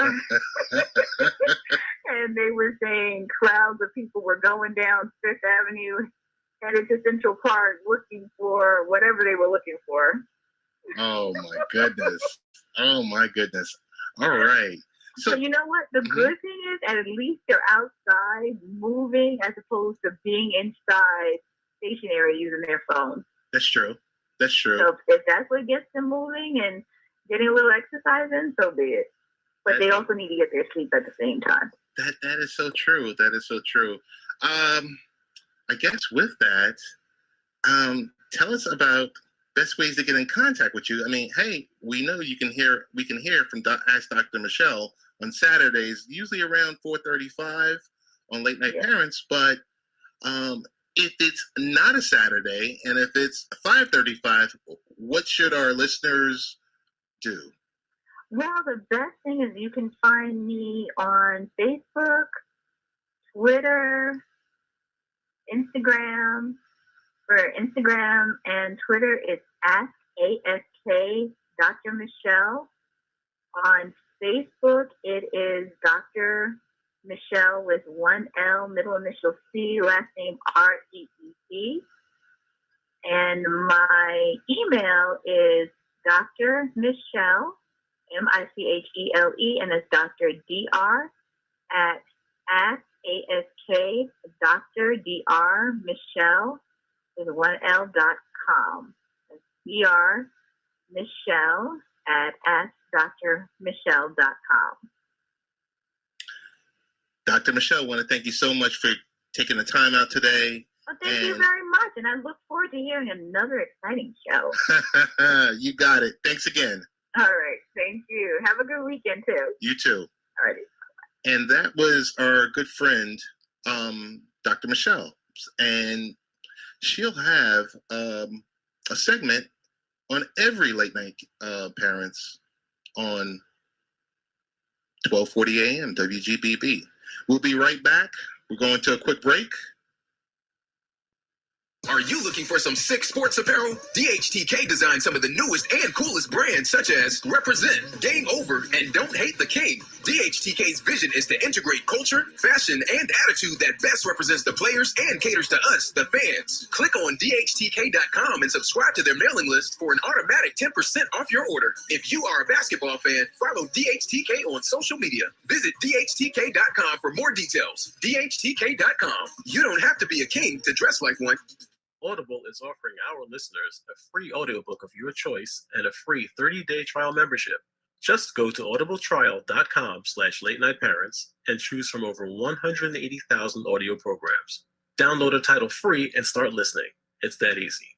Go to audibletrial.com/late night parents. That's audibletrial.com/late night parents and get started today. Why Audible? Audible content includes more than 180,000 audio programs from the leading audiobook publishers, broadcasters, entertainers, magazine and newspaper publishers, and business information providers. That's audibletrials.com/late night parents. If you like your radio a bit on the fantastic side, try listening to the Happy Hour Network on Blog Talk Radio. The Happy Hour Network features live shows such as Late Night Parents with Ted Hicks, Baseball, Beer, and Barbecue with Todd Vandenberg, and Lee Vowell, The Seahawks Show with Kevin Daggett, and NBA Full Court Press with Danny Thompson. You can also catch podcasts like The Flat Show, the Earnestly Speaking podcast, Cinema Savants, and the Tennis Scene, found at blogtalkradio.com/Happy Hour Network. The Happy Hour Network, radio worth listening to. I am loving my Verizon FiOS. In fact, I recently joked that if we move, we have to find a place with FiOS coverage. To my surprise, our family actually agreed. Not only is FiOS the fastest internet service, it also has never been down, with the exception of when Storm Sandy hit us. And indeed, only FiOS gives you the same speed uploading for your files, photos, etc., as it does downloading, as in HD movies. Cable cannot offer you this, only FiOS. So go ahead, make a very smart choice with Verizon FiOS. Hi, I'm Layla Ali. I might be undefeated in professional boxing, but there's one problem I can't fight alone: childhood hunger. 17 million kids in America struggle with it. That's why the Feeding America nationwide network of food banks gathers surplus food and gets it to hungry kids. Join me in supporting Feeding America and your local food bank at feedingamerica.org. To help solve hunger in your community and to find your local food bank, visit feedingamerica.org. Brought to you by Feeding America and the Ad Council. Hey, everybody. So I'm a dog, and I just got adopted by this new human guy, and I'm starting to wonder how he got along without me. I mean, okay, something as simple as walking around the block. He's got this leash thing, and he puts me on one end and him on the other, and I'm just taking him around. I think he's afraid of getting lost. Without that leash and me guiding him along, I don't think he'd find his way back home. But it's kind of cute. A person is the best thing to happen to a shelter pet. Be that person. Adopt. Brought to you by the Ad Council and the ShelterPetProject.org.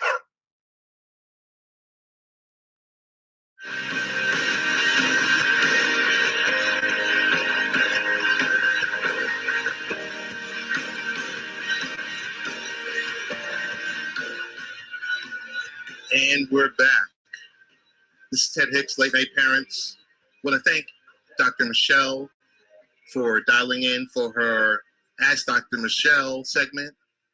As I mentioned previously, ways to get in contact with us: Real Ted Hicks on Twitter, Late Night Parent also on Twitter, and Facebook, facebook.com/Late Night Parents. Our website is latenightparents.com, as I've mentioned before. And this is usually we do about 2 or 3 guests per show. We talk diversity.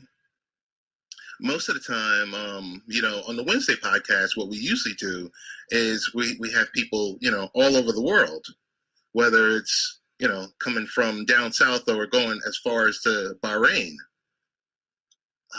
On the 1240 WGBB show, I like to keep it more local, to have folks in the studio with us that we're able to reach out and touch. There's a lot of things going on in the community. There's people in the community that are change agents. There are people that make things happen. I'm looking at 2 gentlemen right across from me right now that are making things happen.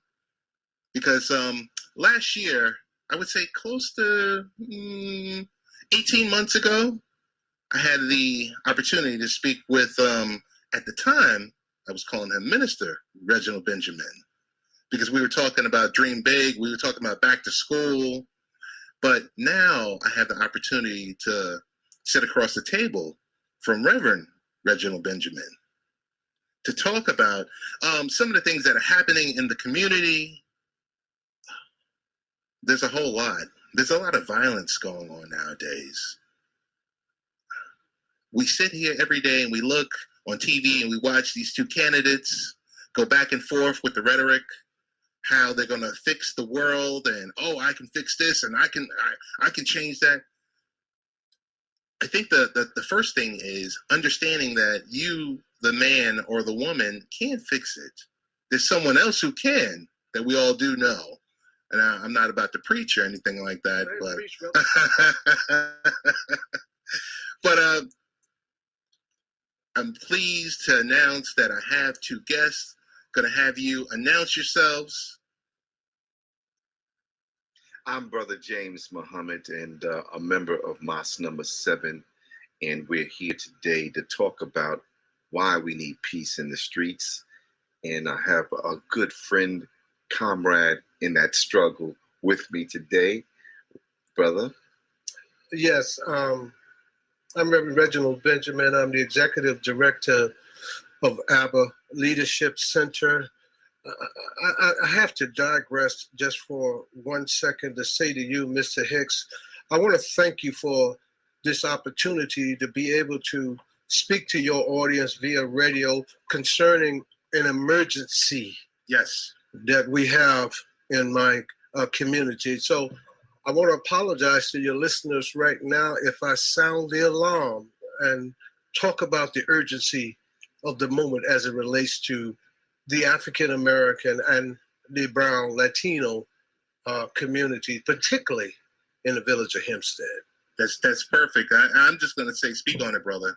Well, thank you so much. I want to talk about it. And again, I express my apologies if I sound a little alarmist.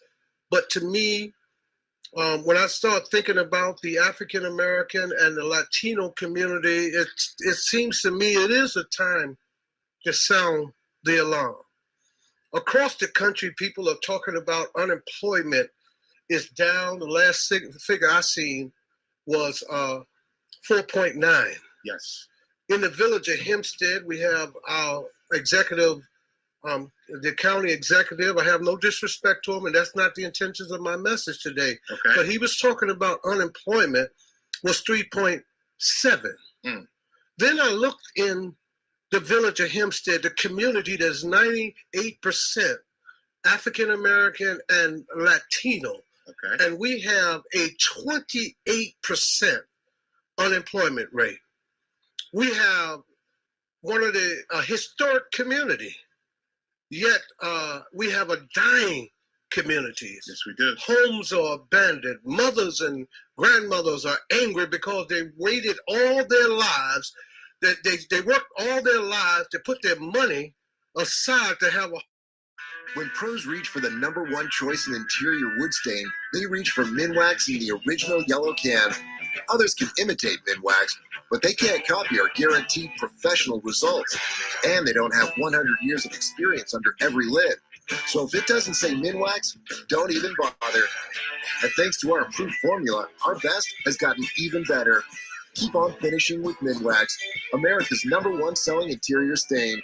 Available at Lowe's. A home for themselves. And now that they're in their senior years, the property taxes is upward of $20,000 a year. So they're going to lose the home that they spent their lives and saved for, worked hard.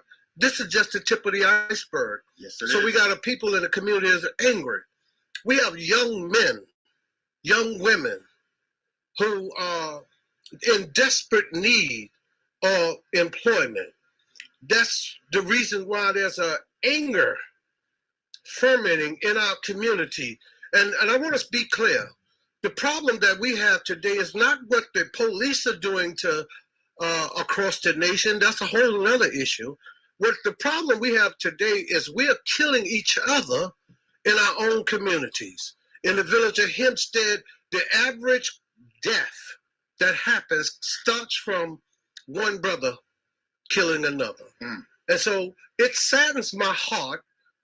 It fires me up because I believe we can do better. Yes, we can. I spent the last 20 years of my life working in Nassau County Jail, talking to young people and urging them that we can do better.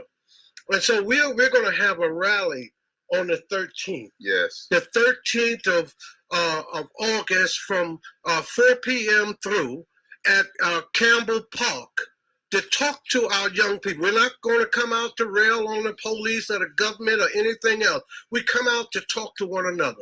And on that day, we're coming together. We got a whole list of other agencies and organizations coming together. We got the Heaven Coalition, Help End Violence Now. Yes. We got Snubs, who are out on the streets every day fighting. We even have CODA, which is sponsored through the District Attorney Office, talking about the Council of Thought and Action, with reentry and giving second chance opportunity to ex-offender. They're coming. We have Family and Children's Services. They're coming. We have a litany of churches that are coming out. We have community-based organizations and residents that are concerned with what's going on in their community. They're coming. Ex-gang members are coming. Ex-felons are coming. Mothers are coming. Fathers are coming. Children are coming. So the urgency of now dictate that all of us must come together as a community to deal with the issue. And on that note, I partnered up and co-signed on with Minister Muhammad out of Temple number 7, and his representative, James Muhammad, is here right now. I want to talk specifically about what we're trying to do on the 13th. And it's urgent. It's urgent. I'm sounding the alarm. We need everybody to be a part of this because this is all about us. So, Minister James, would you talk a little bit about that for us? Yes, absolutely. Brothers and sisters who are in the listening audience, we're actually looking at trying to deal with that pain, that suffering, that's generational in our community. Our brother, student minister, Abdul Hafiz Muhammad, who has been specially trained to touch people's souls and revive their spirit, lead them and guide them with divine guidance so that they can lose the appetite for this violence, this propensity for violence. But I must say to you that when we come together, we're not just going to talk about the superficial wounds that we have. We know, and as Minister Hafiz has always talked to us, that we have to go to the root of the problem. And he says that first and foremost, there's 3 things that we want to accomplish that day. 1, we want to change the perception that we can't do it ourselves. We must do it ourselves. He says that make our community a decent and safe place to live. That is actually a quote coming from the Most Honorable Elijah Muhammad. And then furthermore, we need to develop 10,000 fearless men and women and train them in conflict resolution to help us stop the beefs in our community. That is coming from the Most Honorable Minister Louis Farrakhan quoting, which they are doing successfully across this nation, from LA with the Crips and the Bloods into Atlanta, Chicago, all over. But the number 10,000 is not quite the number that we want to do nationally. We need to do that in every community. Every man and woman who has lost a child to gun violence or senseless violence in the community need to take a stance and say enough is enough. If you have not lost one, know that the violence is knocking at your door next. And if you don't stand for something, you are going to fall for anything. The bottom line is this. The key to being successful in this endeavor is that we all join hands, lock in, and go out there with tremendous unconditional love. Talk to our young brothers and sisters. Share with them your experience of how you navigated through life and that there is some light at the end of the tunnel. And this is what we're going to do. And we're going to be spearheaded by Minister Abdul Hafiz Muhammad, which I will talk to you a little later more about why he is the man for this time and this hour to pursue this endeavor. I certainly agree with you, brother. Let me just add on to that. In my community, in the village of Hempstead, one of the biggest problems we've had, Mr. Hicks, is this. We can't come together organizationally to put the most important issues forward, put those out front, put our kids first. We're so busy quabbling over petty issues. Sometimes, in my opinion, God has to send somebody else. And I believe that this brother was appointed for this time. We had a pre-meeting. It'll blow your mind the number of people that came out and concerned about this issue. Now, we're not just talking about having a rally. It's much more than that. We're talking about some intentional services and programs. Matter of fact, right now, and it's by the grace of God, I was appointed to be the consultant for the village of Hempstead with a major $2.5 billion project that's going to take place in the village of Hempstead. That's a bonanza economically to our community. The mayor is coming out on the 13th. We have a number of different politicians coming out, and they're not coming out just to speak because it's election time. We're asking them to come out to be a part of this and make some firm commitments to our community. And I know I can go on and on about this, but if a few of our brothers and sisters would come out and stand with us and say to you, well, Brother Reggie, here you go again talking about stop the violence, but we don't have jobs. Right. We don't have opportunity. Where are we going to get jobs? And if I was talking to somebody, I would tell you, I'm glad you asked. If you come out that day, me being a consultant for the village of Hempstead and working with several construction companies, it's my goal to make sure that every brother, every sister that are willing and able to drop the guns and pick up a broom or pick up a shovel or pick up a tool or pick up a trade to make sure that they get there. The problem is all of us going to be there, all the community agency, all the organization. We need you. That's perfect. That's perfect. I just want to jump in here and Reverend Benjamin, you might not remember, I am also a member of the village of Hempstead. Wow. So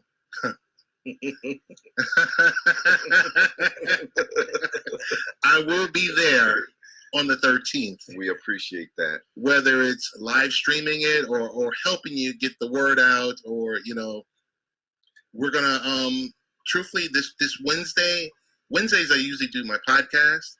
You gentlemen are more than welcome to join it. At what time is your podcast? It's at 8 p.m. Sure. It's at 8 p.m. So trust me, I'm committed, just like everyone else, because, I mean, I've lived in Hempstead for 15 years. So I've seen it. So you know firsthand. Oh, I know firsthand. And there's a specific reason why I send my kids to private school.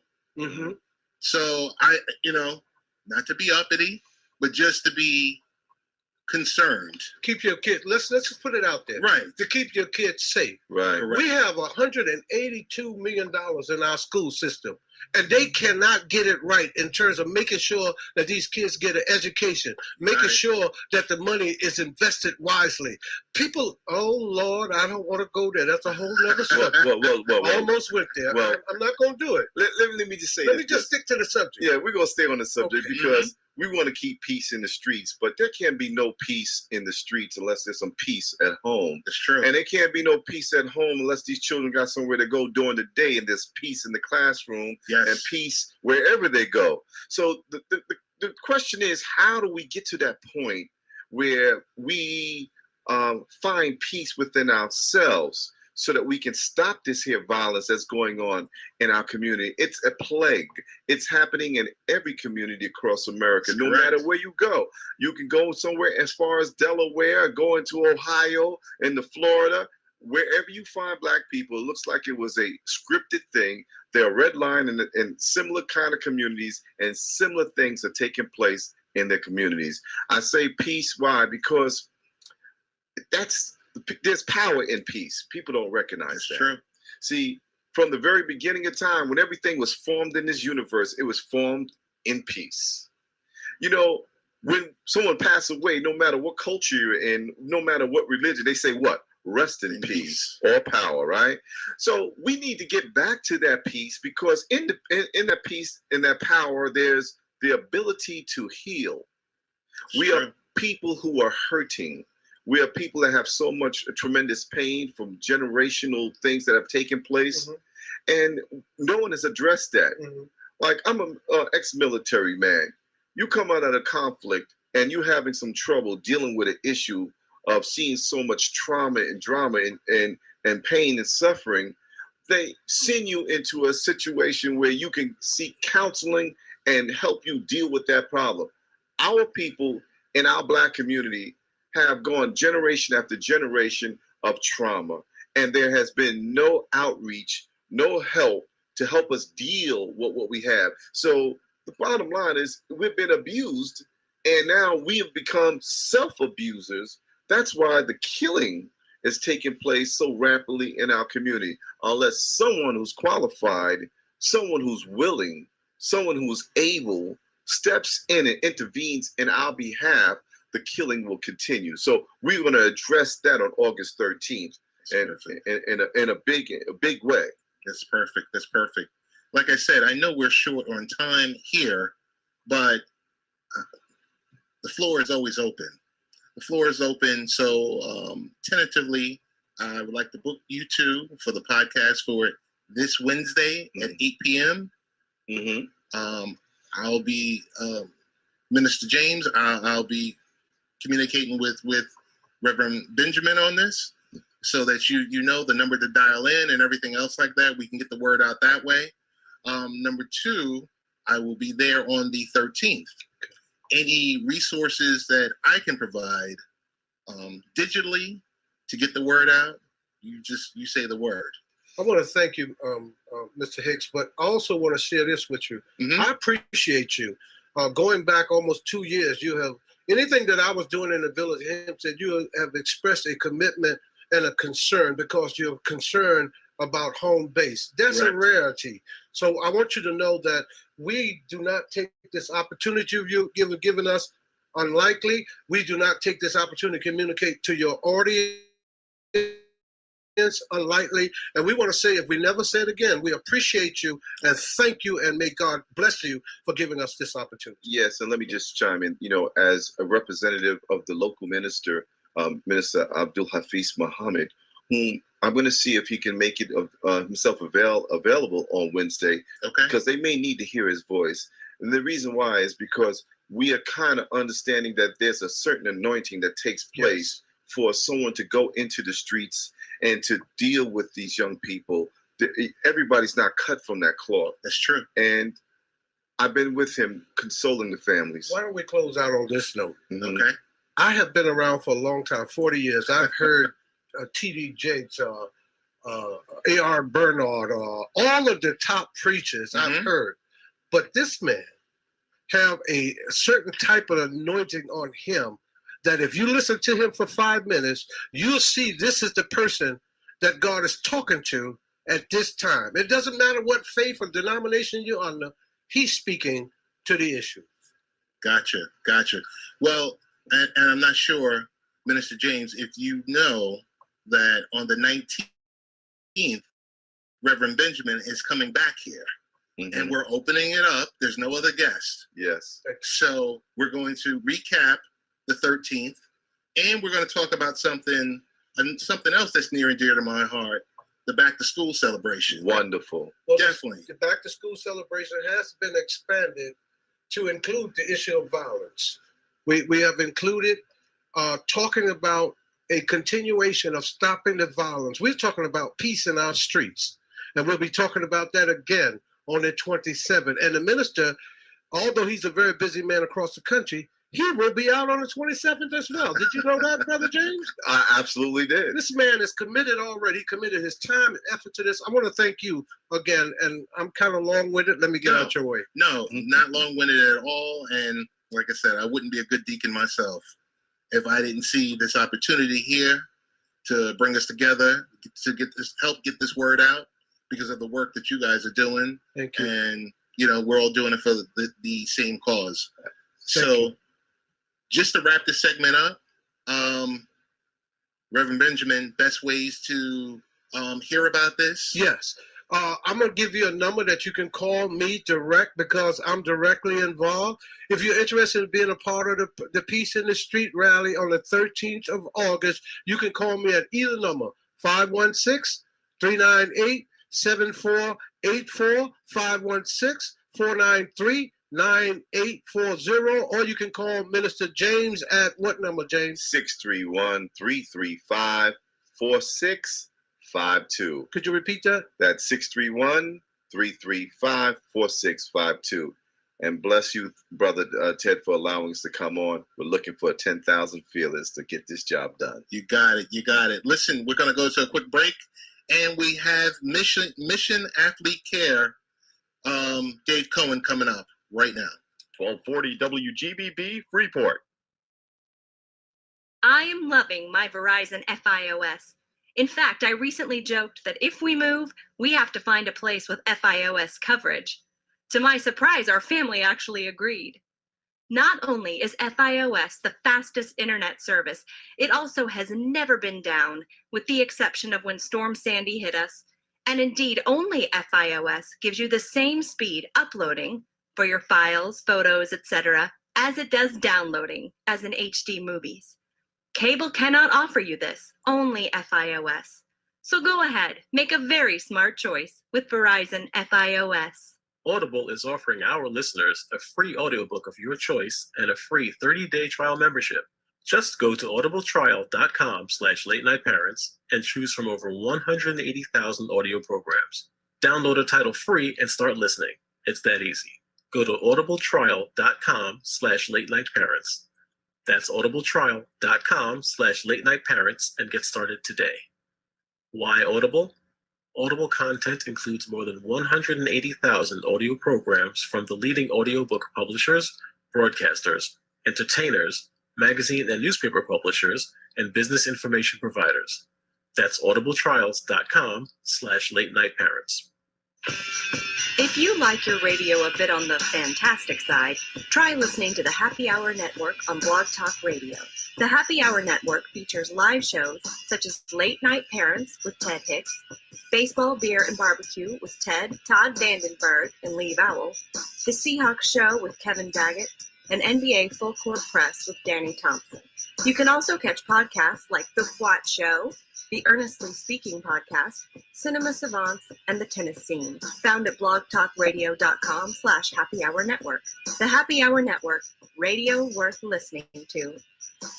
Are you looking for some sick sports apparel? DHTK designed some of the newest and coolest brands such as Represent, Game Over, and Don't Hate the King. DHTK's vision is to integrate culture, fashion, and attitude that best represents the players and caters to us, the fans. Click on DHTK.com and subscribe to their mailing list for an automatic 10% off your order. If you are a basketball fan, follow DHTK on social media. Visit DHTK.com for more details. DHTK.com. You don't have to be a king to dress like one.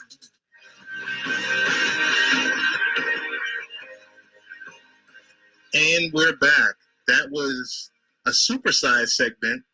Didn't really expect it. And I want to send my apologies to Mr. Dave Cohen, who I have on the line right now. Dave, how you doing? I'm good. How are you? Pretty good, pretty good. Want to thank you for taking the time out today. I got to tell you, you have a great PR team. We were going back and forth to make sure we connected. Sorry about the delay, but I wanted to talk about keeping your kids cool and safe, heat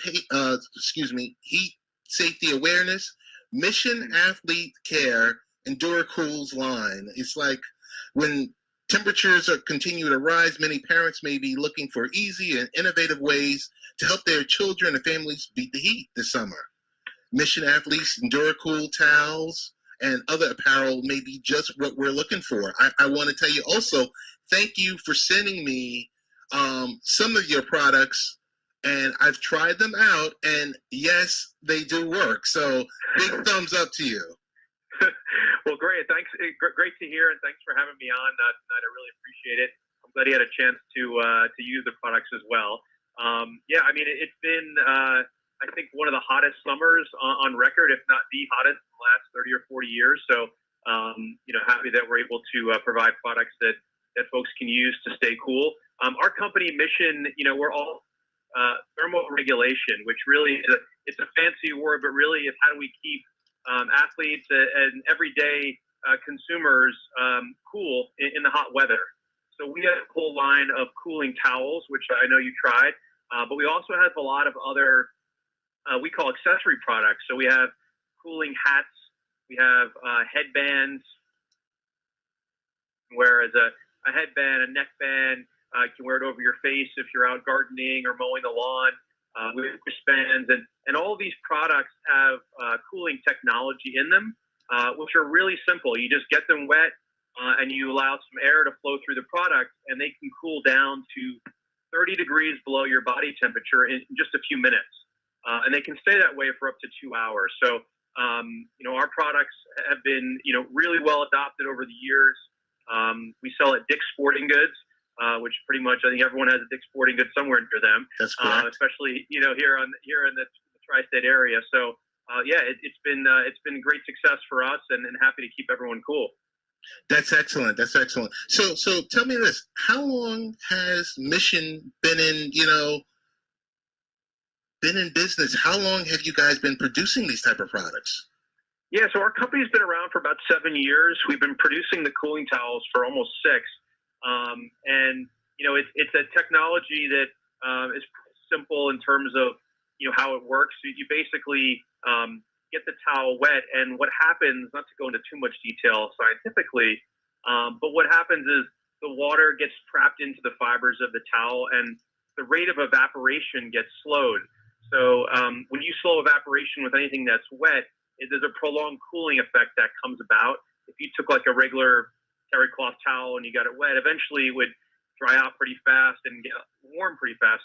Our towel holds that water without getting your body wet, and can stay, like I said, for up to 2 hours. So we've been doing it for about 5 years, and we've expanded, from where we first started with towels into this whole line of other products over the last few years. Dave, I've seen your, from the high-res photos that were sent to me, the ambassadors that Mission has: Serena Williams, Dwayne Wade, Carly Lloyd, Drew Brees. I mean, these are all A-listers. What's going on with that? You guys are like the best kept secret. I know, it's funny. People are always surprised by the level of athletes that we have on our roster, and I think, for us, we're very fortunate to have not only an amazing group of athletes who are unbelievably successful on the field or on the court, but a group that is really, really fun to work with and really smart when it comes to business. Our company is a little bit different from others in the sense that the structure of our partnerships is really, we don't just pay our athletes. And that's no disrespect to any brands out there that are doing that, but we bring our athletes in as partners in our business. So the athletes you just mentioned are all co-owners of Mission. Wow. They're all equity partners in our business. And, it's different when you bring an athlete in and have them be a co-owner. They view their approach to the business a lot differently. They're more invested personally. It's true. The success of the company is ultimately their success. So partnership with all of them, have done like Serena Williams and Carly, who's in the Olympics now, are just in an amazing time right now in their careers, and we're just very fortunate to have them stand by our. Dave, I don't know if I lost you or not. Oh, okay. There you go. Well, Dave, I want to, if you could tell our listeners best ways of finding more about your product on social media. Now, we know we can buy the product itself in Dick's Sporting Goods, but what about the social, the digital side of it? Yeah, so we're very active on all social channels. It's really simple. We're at Mission Athlete.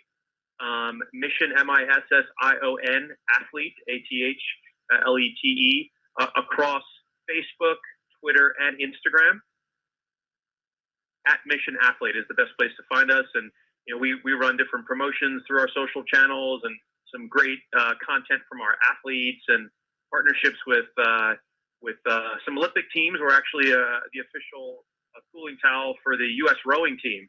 So if you're watching the Olympics over the next couple of weeks and you're watching the rowing team, you might see some of our USA flag towels actually on the necks of some of the members of the U.S. rowing team. Perfect. Dave, I can't thank you enough for taking the time out on a Saturday, midday. being in, I believe you're also in the tri-state. You're also East Coast, so I'm sure with your family, you could be doing anything, but you're on the phone with us. Want to thank you for supporting your product, which is a wonderful product, and we will be in touch in the future. I want to thanks again for you. Sounds good. Thanks so much for having me, and everyone stay cool out there. All right. Thanks again, Dave. Thanks. Take care. Bye-bye. And That was Dave Cohen from Mission Athletes Cares. You know, their products are great. The EnduraCool towel, their team sent it to me. I actually used it. And yes,